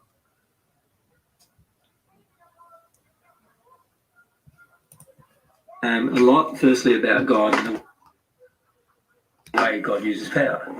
But it also tells me a lot about power itself and the qualities of power. Power has priority systems. Power can be used in different priority systems. There are levels of power available. There are levels of power of what controls the physical. There are levels of power of what control the spiritual or the other physical spaces, dimensional spaces. There are levels of power what control the soul. And these powerful laws have to be more powerful than the laws that control. Aquí este corchete que he puesto, más que relativas a la capa superior, ahora está refiriéndose a las leyes en general, como hemos visto, que controlan todo lo de abajo. Así que este corchete estaría mal. Entonces, estas poderosas leyes tienen que ser más poderosas. Claro, ahora está bien. Tienen que ser más poderosas que las leyes que controlan la capa más pequeña. Las leyes que controlan el alma, más poderosas. Y eso lo desarrollaría, como digo, más adelante, en otros talleres. Pero ya esto es más teórico y no es lo importante. Entonces, lo que pasa es que sí que esta idea del sentido de absorber, el principio amoroso jerárquico que hay, es muy, muy importante también. Absorberlo emocionalmente, ¿no? Estar pendientes de eso también, ¿verdad? Bueno. Tienen que ser más poderosas. The smaller layer, if you like. And so this tells me a lot about power and the way God displays power. God displays power in different gradients and degrees based on what kind of universe or what kind of thing is being controlled by the power. And God's highest creation that we've discovered at the moment is the human soul. And the laws that constrain the human soul are far more powerful than the laws that constrain the physical universe and our spirit body and our physical body.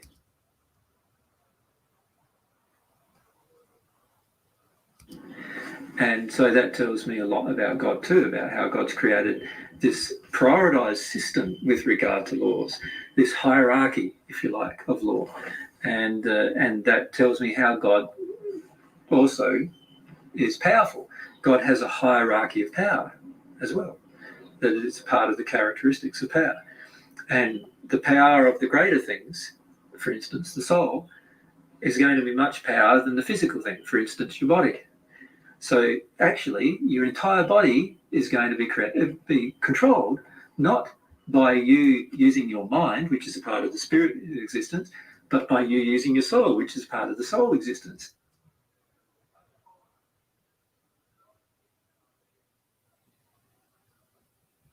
Por eso los poderes mundanos manejan emocionalmente a las personas, nos dejamos manejar porque huimos de un alma, huimos de las emociones, es decir, de las heridas emocionales, porque aquí todos estamos fatal en ese sentido. Y ese es el tema que luego desarrollaría también, y hemos visto un poco en algún vídeo sobre el poder del gobierno, por así llamarlo, y todo eso. Por eso vivimos en una especie de intento de hacer un rebaño, ¿no? de personas desalmadas, ¿no? Vía tecnología, etc. Va bastante avanzado por ahí. This tells me that the way you exercise power, if it's based upon the soul, in other words, based upon feelings, emotions, desires, passions, and longings, and those kind of parts of the soul, it's going to be far more powerful than it's based upon your intellect. Por eso la modulación por parte de los poderes establecidos, ¿no? La modulación con el miedo, van ahí moldeando, modulando las masas, nos dejamos por las heridas, insisto, no es que seamos víctimas, pero con eso, con los deseos, las pasiones de evitar el miedo a la muerte, todo esto, ¿no? Sigamos. So you can discover lots of different things about how to use power when you see how God's designed power in the universe. Does that make sense? Yes. Yeah. And the same could be said with intelligence, wisdom, and a lot of other qualities. There's these layers, or hierarchy of layers, you could say.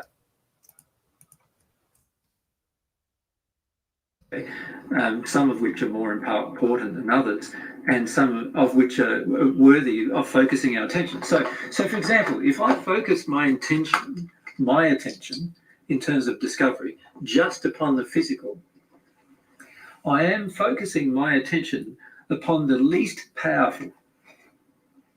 Can you see that? From a power perspective. De ahí que sea tan importante ahora el manejo para el poder de todo lo farmacéutico, etcétera.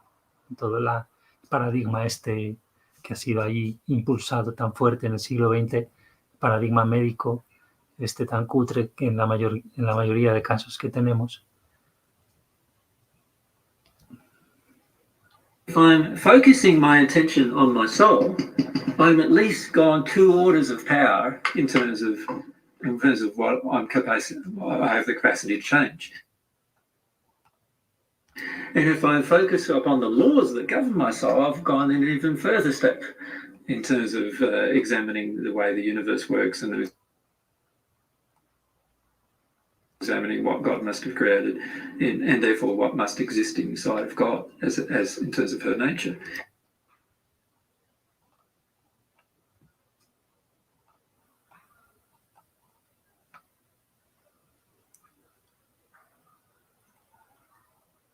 So when I look at it from that perspective, I go, okay, my effort, the best way to use my effort, my personal effort, is not physically. The best way to use my effort is to engage the physical, spiritual upon the soul and upon the laws and upon my connection with God. O sea, es involucrar este tema físico-espiritual dentro de el alma, las leyes del alma, mi conexión con Dios. That's the best way to use my effort.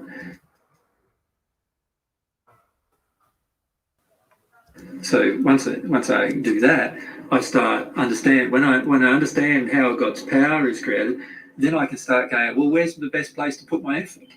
You know, obviously, if I want to focus my effort on the physical only, which is what a lot of people do, they just focus their effort on the physical life, and if they virtually everybody, yeah, until they pass, they focus their effort on the physical life.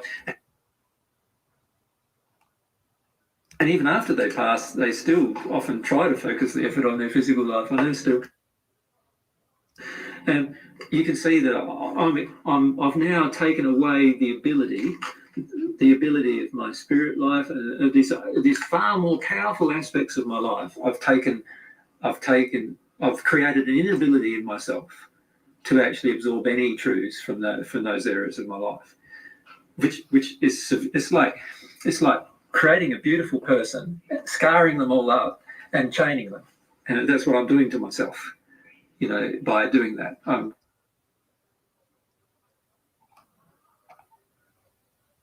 constraining myself so markedly to be beyond recognition, almost, if I do that. If I allow myself through this relationship to discover how God uses power, I can then discover a lot about the laws of the universe and the power in the laws of the universe, and I can focus on the laws that have the most power associated with them. And the one law that has the most power associated with it is the law of divine love. The law that constrains the usage of love in the universe. God's love, not my own. That has the greatest effect. And so therefore, anything that I learn about the law of divine love should be my highest priority, because it's going to have the largest effect on my soul, the largest effect on the souls around me, therefore the largest effect on my physical environment and the largest effect on my spiritual environment.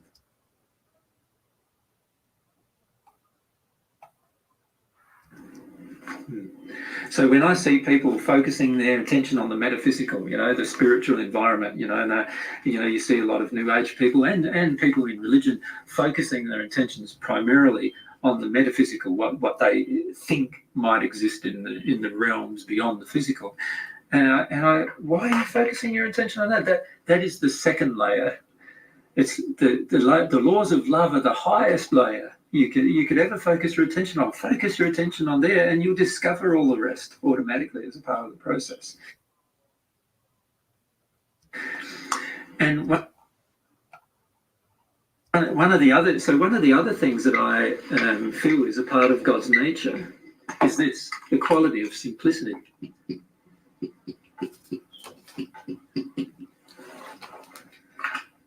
That's why there's Razor's theorem. Whatever is the most simple explanation is probably the truth, and that is why, because God, as an inherently part of her nature, is this desire for simplicity. If we're humble enough to accept the simple, we can often discover the very most powerful things in the universe as a result. If we're constantly attracted to the complex, so in other words, what's the opposite of simple is complex? We're constantly attracted to the complex. We're not going to discover much of the universe at all. And there are people who are so addicted to their own intelligence that they want to only examine the complex, and they can't even conceive of examining the simple. And yet examining the simple, they would far exceed their current abilities to examine the complex. So I feel this is all part of God's beautiful nature being demonstrated through all of these things occurring. Yeah. And it's very loving, obviously, to make it possible, therefore, for everybody to learn about the universe. Yeah.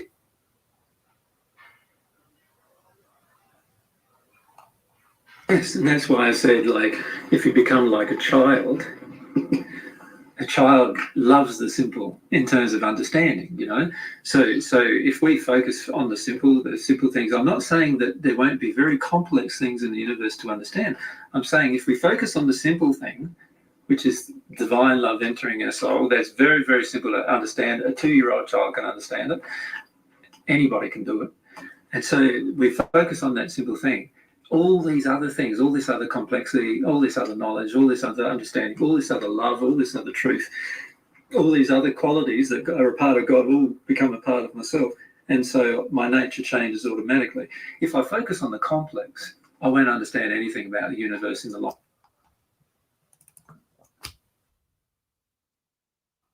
run. And that's why in the long run, the people who are still focused on the complex have stagnated in their progression in the 6th dimension of the spirit world. They cannot progress beyond that point because they don't understand one of God's qualities. Simplicity. Just one quality that is not understood can stagnate an entire life. One quality of God that we don't understand can stagnate our life for as long as we choose to stagnate our life. Yeah. And that's a scary thought in a way, because we can ignore one quality of God, and that one quality of God could be the only reason why we're not progressing. Yeah.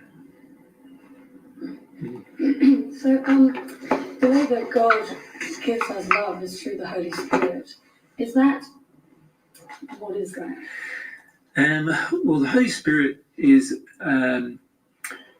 if you describe it this way, if you see here's God with masculine and feminine qualities, and here's our soul, our half of the soul, if we think of it from that point of view.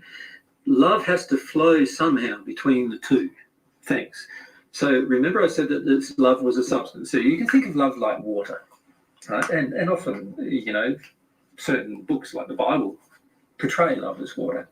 If you think of love like water, water is a substance that flows, and you've got a pipe that it has to flow through. It's constrained by the pipe. Well, the pipe that love flows through from God is called the Holy Spirit. It's pretty flexible. Um, Moves everywhere. Aquí también este párrafo, esta frase es un pie de foto, que es, o sea, pie de imagen. Aquí Luli ha dicho es bastante flexible, así como bromeando un poco. It's flexible in terms of location.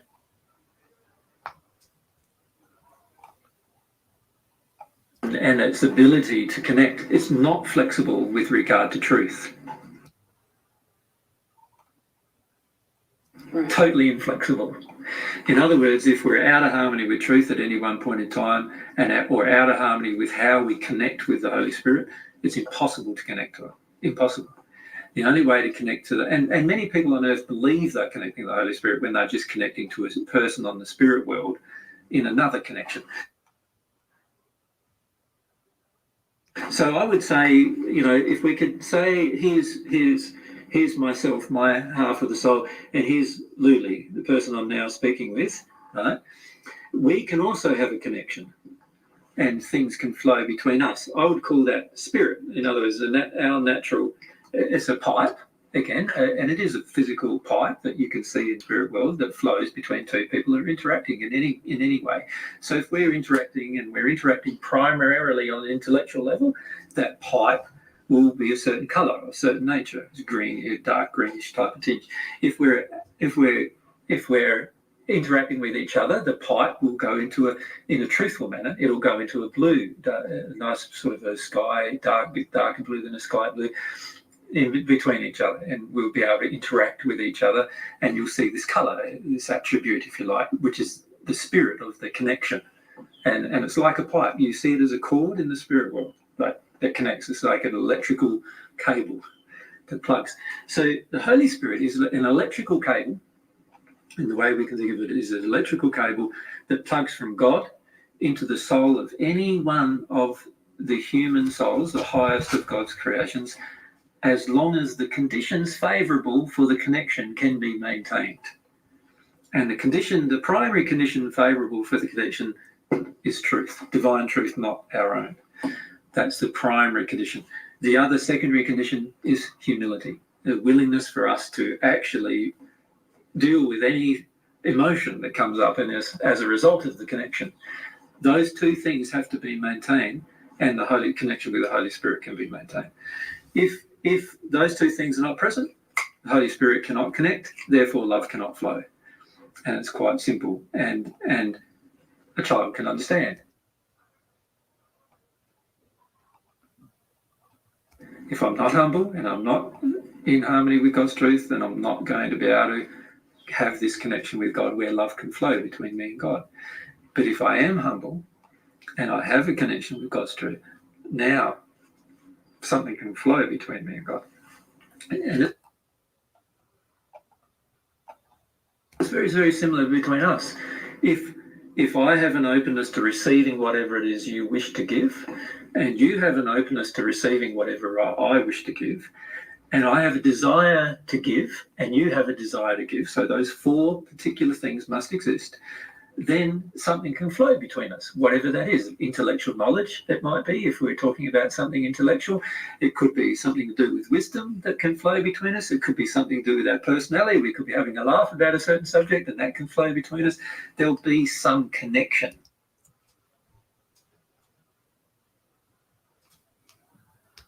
So those four conditions must exist. So if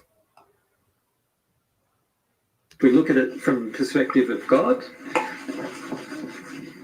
with our relationship with God, we've got the four conditions that must exist. I have to have a desire that for me as the human, I have to desire, there has to be a desire that exists in me, coming from me towards God. Right? There has to be a desire in God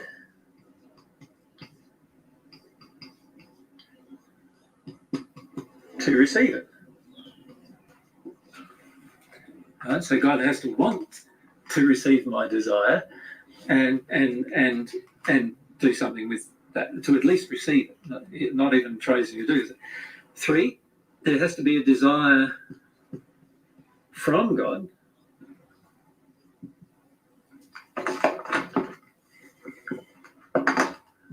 towards myself, and 4, there has to be a desire in me to receive that, like to actually get that from God. So if you look at all those things, that tells us a lot about God too. It tells us that the way God's created every interaction between us as individuals is that for you and I to have a connection, there has to be something in you that wants something from me, something in you that also wants to give something to me, something in me that wants something from you, and something in me that wants to give something to you. And if that happens, we'll have quite a pure connection and a long-standing connection on any particular matter, generally. Those same conditions exist between myself and God. Does that make sense? And if that's the case, then that tells me a lot about God. That tells me things that God has a desire for me that I just need to recognize. And God has a desire to give me things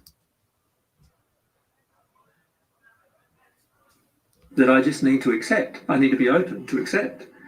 And this tells me that God wants, one of God's qualities is God wants a relationship. God wants a relationship with every person.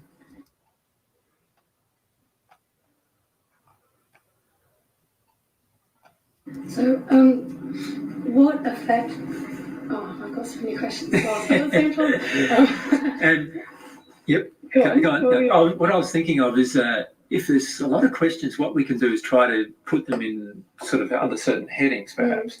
Aquí hacen un paréntesis para hablar de las preguntas, porque a ella le surgen preguntas al hilo de lo que están hablando, que a veces hace perder el tema de los atributos de Dios, lógicamente. Hay muchas cosas que van surgiendo. And even if you just ream off the questions one by one while you're thinking of them, then we've got a record of them, and then we can go through we've got them written down. Okay. Se le está diciendo eso para poder ir y registrarlas, incluso las que le surjan, para poderlas tratar en otro momento, creo que dice, resumiendo ahí, o parafraseando, más o menos. Entonces, Some of them here and some of them aren't. There is. What effect does it have on God when we project love at God? An amazing effect on God, of course. Like, what effect does it have on you when somebody loves you? That's a varied response. It's a varied response. Depends whether you wanted their love in the first place. Well, let's assume God wants your love. Yeah.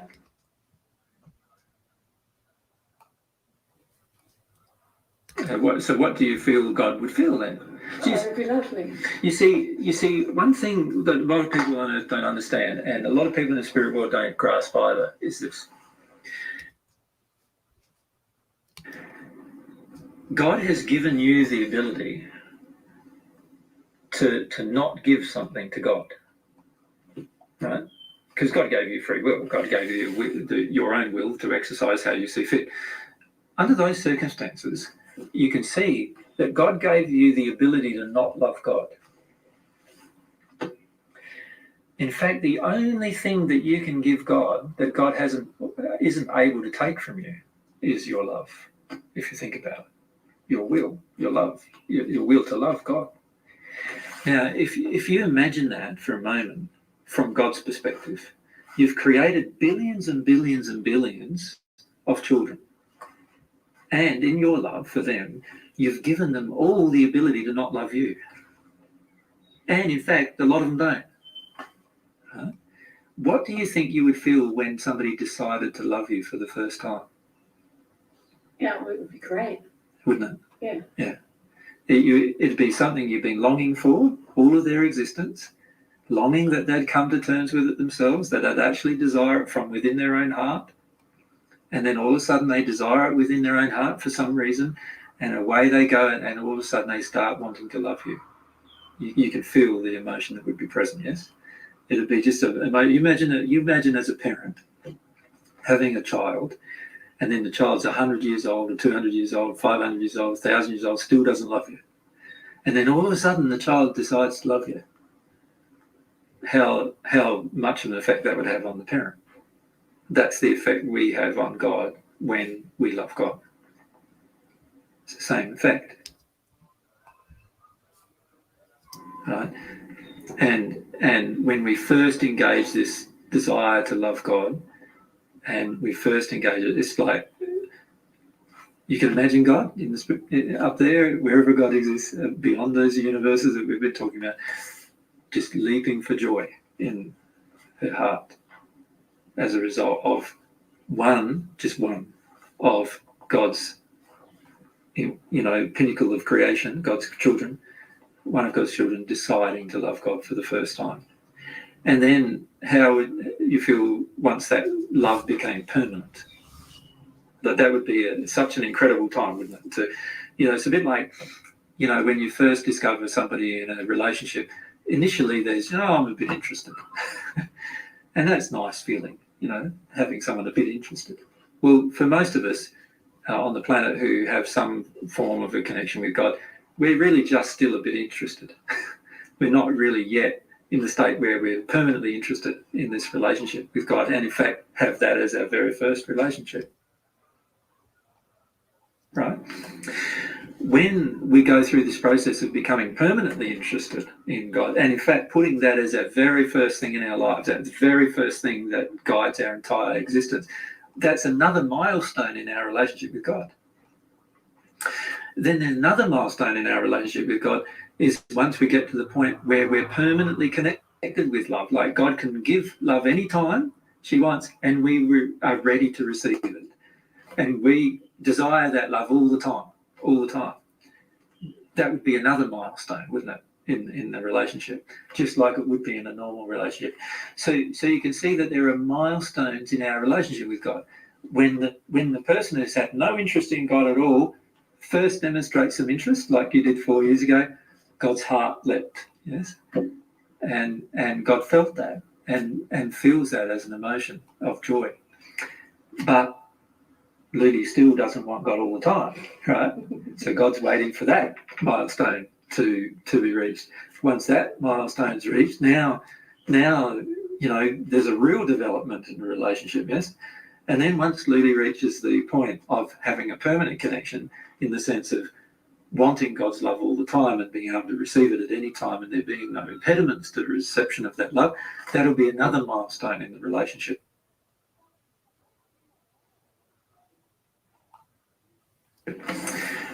And every single one of those milestones, God has a different response to, just like you would if you had a relationship with somebody else. It's like when you first meet somebody you're interested in, you're slightly interested, right? And then you feel drawn, but you're still working, you still got other friends, you still visit other people and whatever else. But then after a while, you get really interested in this person, and you get to the point where you're so interested in the person that person becomes your highest priority. Then the second milestone is reached. Now you want to work on the relationship between you and that person constantly. You don't want to get distracted by lots of other things all the time. You're trying to focus more and more on that relationship. And so now your relationship has the potential to grow even more rapidly. Now imagine once you get to the point where both of you feel completely connected to each other permanently. Now that is not yet occurred on earth for any relationship, right? But imagine if it had. Oh, okay. You and God in the first century. Me and God, but not in my relationship with Mary, right, my soulmate. That didn't happen in the first century because we were in different conditions. For that to happen, both the partners have to be at one with God for that to actually occur. Now, you imagine in the development of your relationship, those three milestones, well, that's the same three milestones, if you think of it, as what's available in God. But then there's a fourth milestone, but with our relationship with God, that the other half of me merges with me while we're merged with God. So there's another milestone in the relationship. And I don't know beyond that how many more milestones in our relationship we possibly could have, but I'm assuming that in an infinite relationship, there's a potential of even more milestones, right? But even if you look at those four milestones, every single one of those milestones has an effect on God's heart, has an effect on God's feelings for us and also about us. And it's very, very different from God just observing our life. So before you met God, and I'd say the first time you longed for God was the time you met God, right? Before you met God, God was just sort of observing your life. God was attempting through all of the things you were experiencing to help you recognize that you could have a connection with God. And God was trying to have some form of connection with you by doing a lot of external things to your life. But you imagine the very first time you went, and I can have a personal relationship with God. Imagine how much of an effect that would have on God. It's the same as you observing someone you love and then not knowing you exist. And then all of a sudden, they notice you. How would you feel? Yeah, and that's the same feeling God has.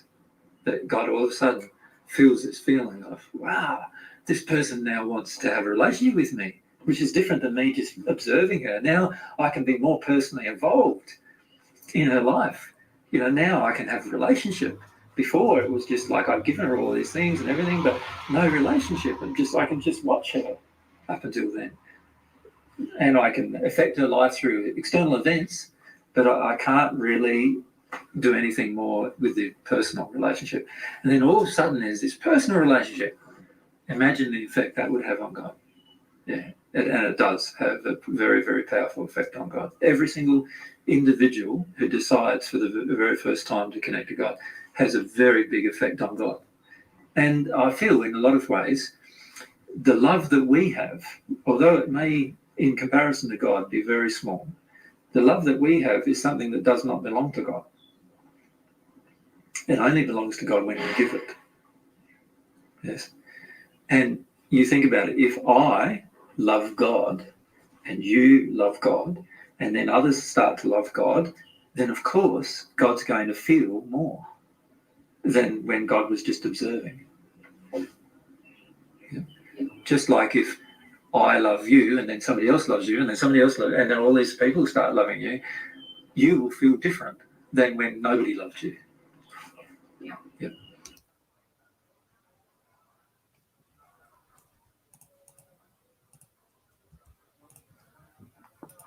It's exactly the same. So, how does it kind of blows my mind trying to work out how God can keep an eye on everybody all at the same time? Voy a hacer una pausa otra vez de 1 minuto y ahora...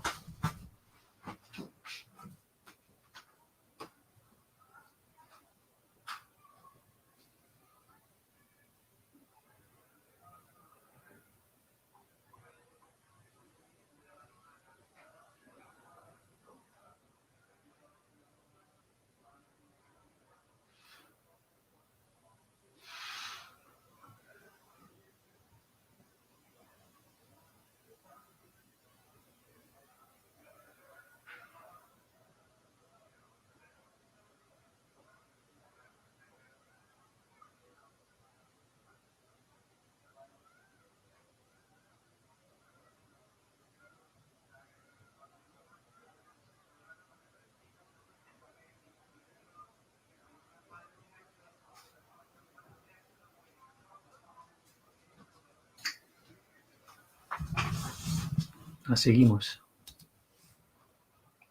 So how does God answer our prayers? How? I think the subject of prayer is almost a completely different subject, but let's look at it in a sort of a generalized form, shall we? Because it does portray to it does talk about one of God's characteristics or attributes, or many of them actually. When we examine prayer and the potentiality of communication between our own soul and God's as a soul, if you like, or as a being, then we can see that there has to be certain conditions available before we can engage in this communication. It's a totally different thing for me to have a thought and go, oh yeah, it'd be a nice thing to have God's love. Now, did that sound to you like I was very passionate about the idea? No. No. Didn't sound like there was much desire. It just sounded like there was a smidging of a thought of, oh, maybe I could do that, you know, and I could. Okay, no, so I'm not really that interested.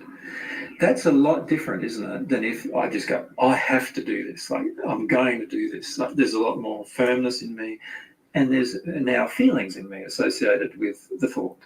So I might have the thought still, which is, I could have a relationship with God, but the feelings are, I desperately want to have a relationship with God. That's a totally different condition.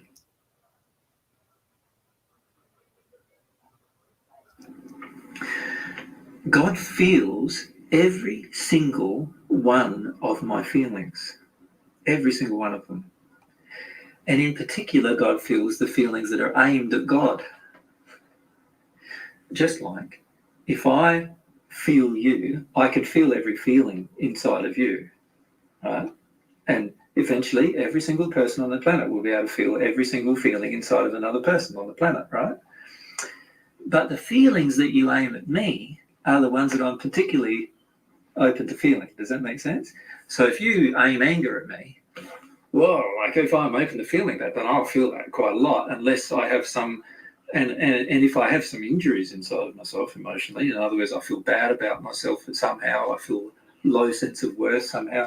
If you aim your anger at me, I'm going to feel like I'm to blame and there's something wrong with me, and there's all sorts of things that I'll feel based on that feeling coming out of you and into me. Now, if you aim a loving feeling at me, like kindness, obviously, if I've never had kindness my entire life, then as soon as I felt your kindness, I'd probably be crying. Does that make sense? Because your feeling will engender its response. It's the same with us, with our feelings, and the same with God, with her feelings. God's feelings for us always will, if we're open to them, will always engender a response inside of us. And our feelings for God always engender a response inside of God. They always encourage response inside of God. That's prayer.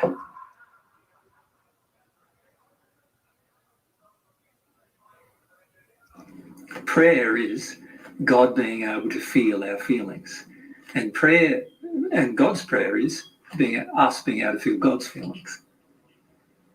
So God prays to us, if you think about it in the same way. God prays to us in the way that God desires relationship. God desires us to feel. God desires us to feel God. Therefore, God is praying to us. God's constantly praying to us. God's constantly trying to have relationship with us. Right? So this is what prayer is. Prayer is this communication that occurs between God and ourselves. That's what establishes relationship. So I have to have the ability at some point to feel God's feelings for me, which means I'm going to sometimes get confronted. Just like when you had certain feelings for me, I got confronted. So when you had a feeling of kindness towards me and I felt pretty bad about myself, I had to cry. Imagine what it's going to feel like when God feels kindness towards me. I'm probably going to cry for a few days about that one. Does it make sense? I'm going to have feelings as a result of God's feelings for me. And I can also have feelings for God that will have a response in God. Right? Now, of course, God doesn't have any sadness inside of her, so she's not going to cry. But she'll certainly be overjoyed. She'll express, desire. She'll express passion. She'll express wisdom, intelligence, personality in her response to my feelings for her. And so if I see it that way, prayer is really a communication of feelings. Now, if God exists outside of the universe, looking back at our original discussion, right? God exists outside of the universe, and the universe only came into existence after God was in existence.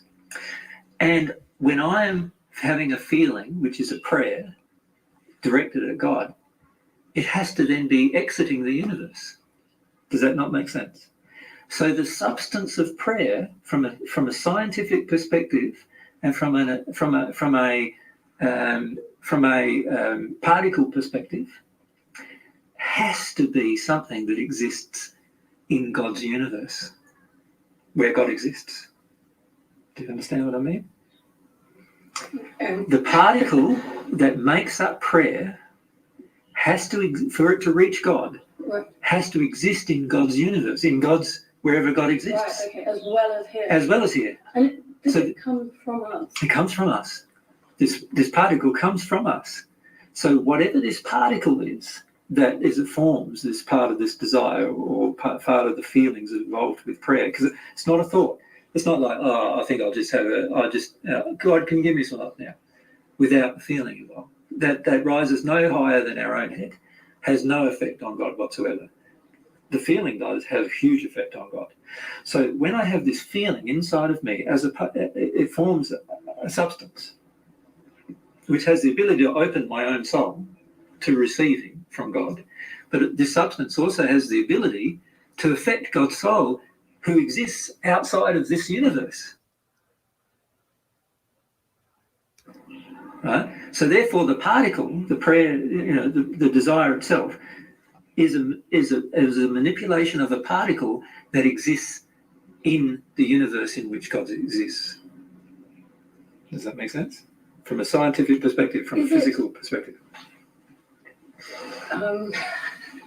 The same particle going from me outside the universe to God, or is it some kind of resonance of the particles in between? Well, it has to exist in me. It has to exist as a part of my soul. It has to exist inside of myself. So, in other words, there's some particles inside of my own soul that also must exist inside of God's soul. Oh, okay. And when I express that particular emotion, a desire for God, a passion for God, and so an understanding for God, this particle leaves me and enters God's soul immediately, because I can actually receive a response immediately. So therefore, this particle is capable of transcending space and time. In other words, it is not dependent on the speed of light. It is faster than the speed of light, this particle, and it results in immediate conversation with God, between God and myself. Does that make sense? So this is these are the kinds of experiments that I was referring to right at the beginning of our discussion with regard to the particles that exist in God's universe in comparison to the particles that exist in our universe. There has to be some particles that exist in both. Otherwise, prayer would not exist.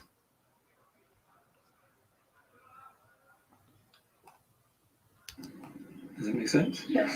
And this tells me things about God's nature as well, that God created particles that are able to transcend time, space, and also physically exit the universe in which we exist and enter another part that is outside of the universe in which we exist, in which God exists. Yes. So these, O sea, para entrar en el universo en el que Dios existe, desde el que existimos, lógicamente.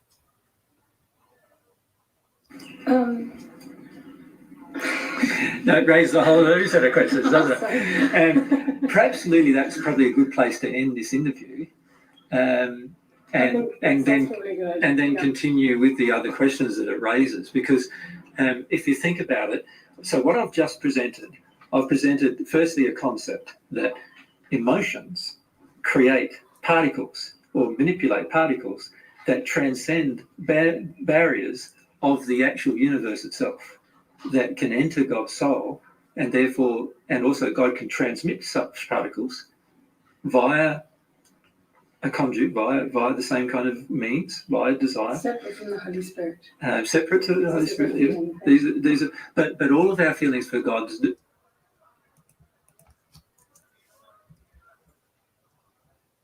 O sea, separadamente del circuito, del conducto que sería el Espíritu Santo. Dice ella, pues que eso es un sentimiento, claro. Sí, nuestro sentimiento por Dios, transmitido. So this is our feeling for God, transmitted. It's not transmitted necessarily via the Holy Spirit, but you could say that there has to be conduits or pathways through which these desires and passions that exist in our soul can be transmitted to God, and God can receive them, and then God can have desires, passions that evolve our own soul that we can then receive. And this is communication, and that's what I call prayer. Does that make sense? And what I feel we need to do then is we go, okay, this then tells us a lot of truths about the physical universe in which we live, in the sense that it tells us that space and time are able to be, they are not barriers, for a start, that we believe them to be.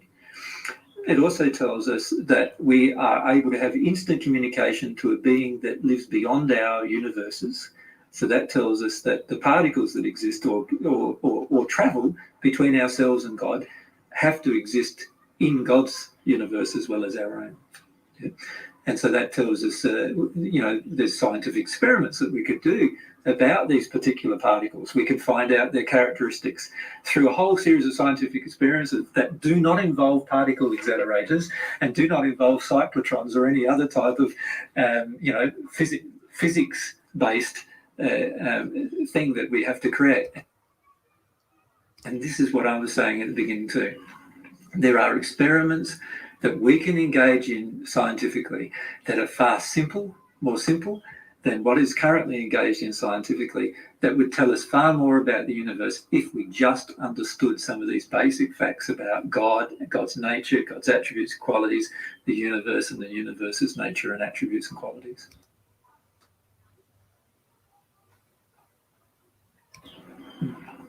It's awesome, isn't it? Yeah. Well, I won't ask any more questions. No worries. So we'll proceed, shall we, at some other time with the other questions you have, and hopefully using some of this discussion we've had today, we can elaborate a bit more on maybe some of those experiments, but also elaborate a bit more on God's nature and qualities as well. Thanks, Lily. Thanks for your time today. We'd like to thank the videographers. Aquí le da las gracias y va a agradecer también a los grabadores, a los que han estado detrás de la cámara. Today, the sound today. The sound is Igor over there. If somebody can just point at Igor, say hello to Igor. And Lita is on one camera. You want to poke your head around the edge of the camera there, you know. Lad's on the other camera. And we have a small audience of 3 or 4 people who've been listening today as well. I'd like to thank everyone for being present today. Thanks, guys.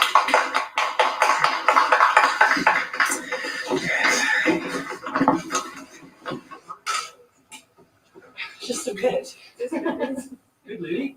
That's good. That was great, thank you. So prayer is the most powerful thing we access. Yep. Really, because it transcends time, space, and Yep. enters God's realm. Yeah. And then just God. I really felt that before at all. Yeah. No, everything you can make, you can see. I think it's instantly, like what you're saying, that you talk about how God's in another you outside. Yep. Yeah, I don't know. Yeah. Yeah. So would gift be then in something that's that transcends the prayer as well? Sorry? Would gift be then? Aquí es donde está esta parte. Lo anterior de la chica como que no lo han pillado en la transcripción. Y ahora Anto, que es este señor, pues habla del gift, de un regalo, un don, también trasciende. Transcending the prayer as well. Well, the gift usually always involves love, so Sí, cualquier donación así siempre implica amor, dice. love obviously is a part of prayer. It's like every single thing that God ever does. There's always love forms a part of it. So when I transmit things to God, my love forms a part of it. When God transmits things to me, God's love forms a part of whatever is transmitted to me. Does that make sense? And so a gift is always involving love, whatever the gift is. So the gift might be our personality trait, it might be knowledge, it might be more truth, it might be some other thing, wisdom, power, it might be all sorts of things that God gives us. And God gives us many gifts, power, wisdom, knowledge, all these gifts that God does give. They all have love that forms the basis of the gift. So whatever we look at in terms of attributes and qualities of God, we need to start with love, and love forming the basis of everything else. Yeah. So. And then for our prayer to transcend time, space, into God's universe, into God, it has to have the desire attached to it. It has to have, yeah, Pure desire. yeah, From us. Yeah. And which is a part of love, and then, a part of our love. yeah, and then therefore our love to receive in return of what we're praying for. True, but if you think about it, like, see, a lot of people's prayer comes from their mind, but the mind only exists in the spirit body form. So this is why it has no effect, because prayer that comes from the mind doesn't involve love from our soul, and it doesn't involve a desire. So the particle that actually transmits prayer can't be engaged by the mind. So therefore, prayer from the mind is useless. So it has to come from the desire. It has to come from the particles. It has to be a part of the particles that are manipulated by emotion. Does that make sense? And the particles that manipulate emotion are the ones that transcend the boundary of our universe. The particles that are not manipulated by emotion do not transcend the universe. They stay within the universe. So our intellect, our thoughts, can travel distance, but it cannot transcend the universe. Our thoughts will not enter God's universe, right? Because they are not manipulating the same particles that our emotions are. But God can still read our thoughts. Right? God can read our thoughts by God entering the universe and reading our thoughts. Does that make sense? So part of God entering the universe, reading our thoughts. Like God can do anything in the universe, just like if we created something, we could do anything. You got a car, you can enter the engine, pull it apart, put it back together again. Well, God can do that with you too. God can enter you, pull it apart, put it back together again. So that means God can read your thought. God has the ability to see your thoughts, but your thoughts cannot enter God. In the sense that your thoughts cannot enter God, because none of the thoughts you have actually engage a particle that is beyond the physical universe in which you live. Does that make sense? Whereas the feelings that you have inside of you engage particles that are beyond the universe, beyond all of the universes that have ever been created. The feelings you have engage particles beyond that universe. So those, because they engage those particles, can now be transmitted to other, to where God exists. Whereas, and they enter God. The thoughts can't. This is why you can have lots of really bad thoughts about God, won't touch you, right? You can have lots of really good thoughts about God, won't touch you. Because Thank God. thank God. But you can have lots of really bad feelings about God, and they will pass through God. Of course, God has no response to them in the sense of no negative response, but they do pass through God. Because they are feelings, and therefore they are able to transcend the boundary of the physical and spiritual universes. That's So just such a great way of looking at it, though, isn't it? Yeah, it's like everything, Barbara. There is a physical, scientific explanation as well as an emotional explanation. The interesting thing is the emotional explanation is always simpler to understand. The physical explanation is very complicated. And you know what? So much more beautiful as well. Yeah, exactly. And this is where people who are involved in metaphysics and understanding the whole physical part of it often don't get the emotional part of it. But if you can get the emotional part of it, then you'll understand the physical one eventually.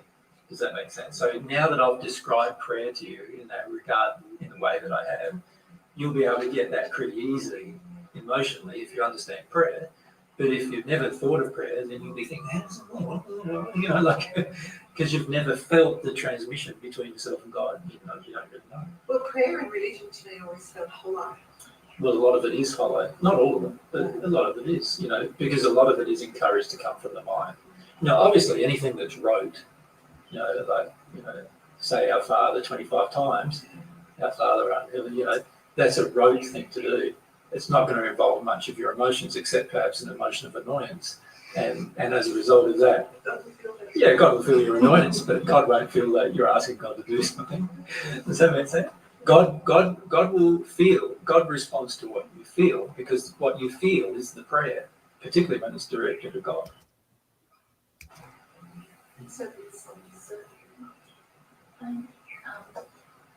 Babe, I see the beauty in that. I don't know if I'm overanalyzing it, in that God desires for us.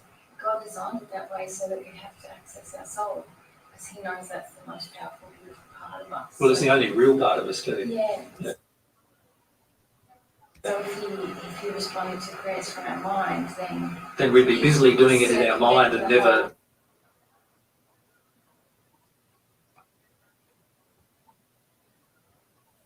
developing our soul. It always seems to me like it's built into every process the best possible thing for our joy, ultimately. Like, Yeah, definitely. Yeah, definitely. And just as an aside, Igor, you know that recording device that I have that's able to record 4 channels at the same time? That Tuscan. I'm thinking that when we have these Ahora está hablando con Igor sobre algo de las grabaciones y eso. talks in the future, that what we can do is have 2 of them aimed at us, and then you can have 1 or 2 of them, you try 1 or 2 of these pointed at the potential audience, so if there is a discussion that follows afterwards, you don't have to worry about the sound and you get the sound. A la hora de poner micrófonos en pequeñas audiencias, que sean ahí micrófonos ambientales que apunten hacia ellas y así. Yeah. It's just this form actually might introduce a lot of Well, you just turn them off through the discussion, and then as soon as we sort of Ya no queda nada de... who's here, yeah, that's true. yeah, we could use that. Yeah, you could also, if you wanted to, just have one on a boom sort of almost thing, or one on a transmitter going into the. Because I've got those transmitter things now that you could just plug one onto the, the transmitter and the receiver on the recorder, and you could actually, handheld mic for anybody. This one. Yeah, yeah. So we might do that as part of the kit. AJ, they could probably cut that out, We probably won't record anymore because we've got to stop and because we haven't set up for Mary's little club yet. that point you made on humility, though, just very quickly. Yeah. I've often prayed for humility to enter me. Yeah. And at times I feel like I've become more humble Yeah. without any emotional changes myself. Yeah, So what you said today, that's possible. yeah, of course. Just Yeah. Something does have pray for the quality. But even though you sort of do it sometimes when you're praying to God, like you ask to be more humble, like to be shown. Yeah, anyway, it was just interesting what you said. It doesn't include it. I felt something. Esto ya, la intervención de ella no estaba ya incorporada. Siguen hablando un poquito de la humildad y eso, pero ya acaba.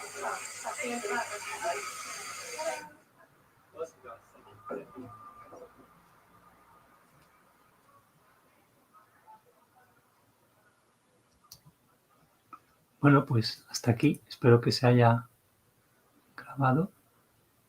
Y hasta el siguiente. Muchas gracias.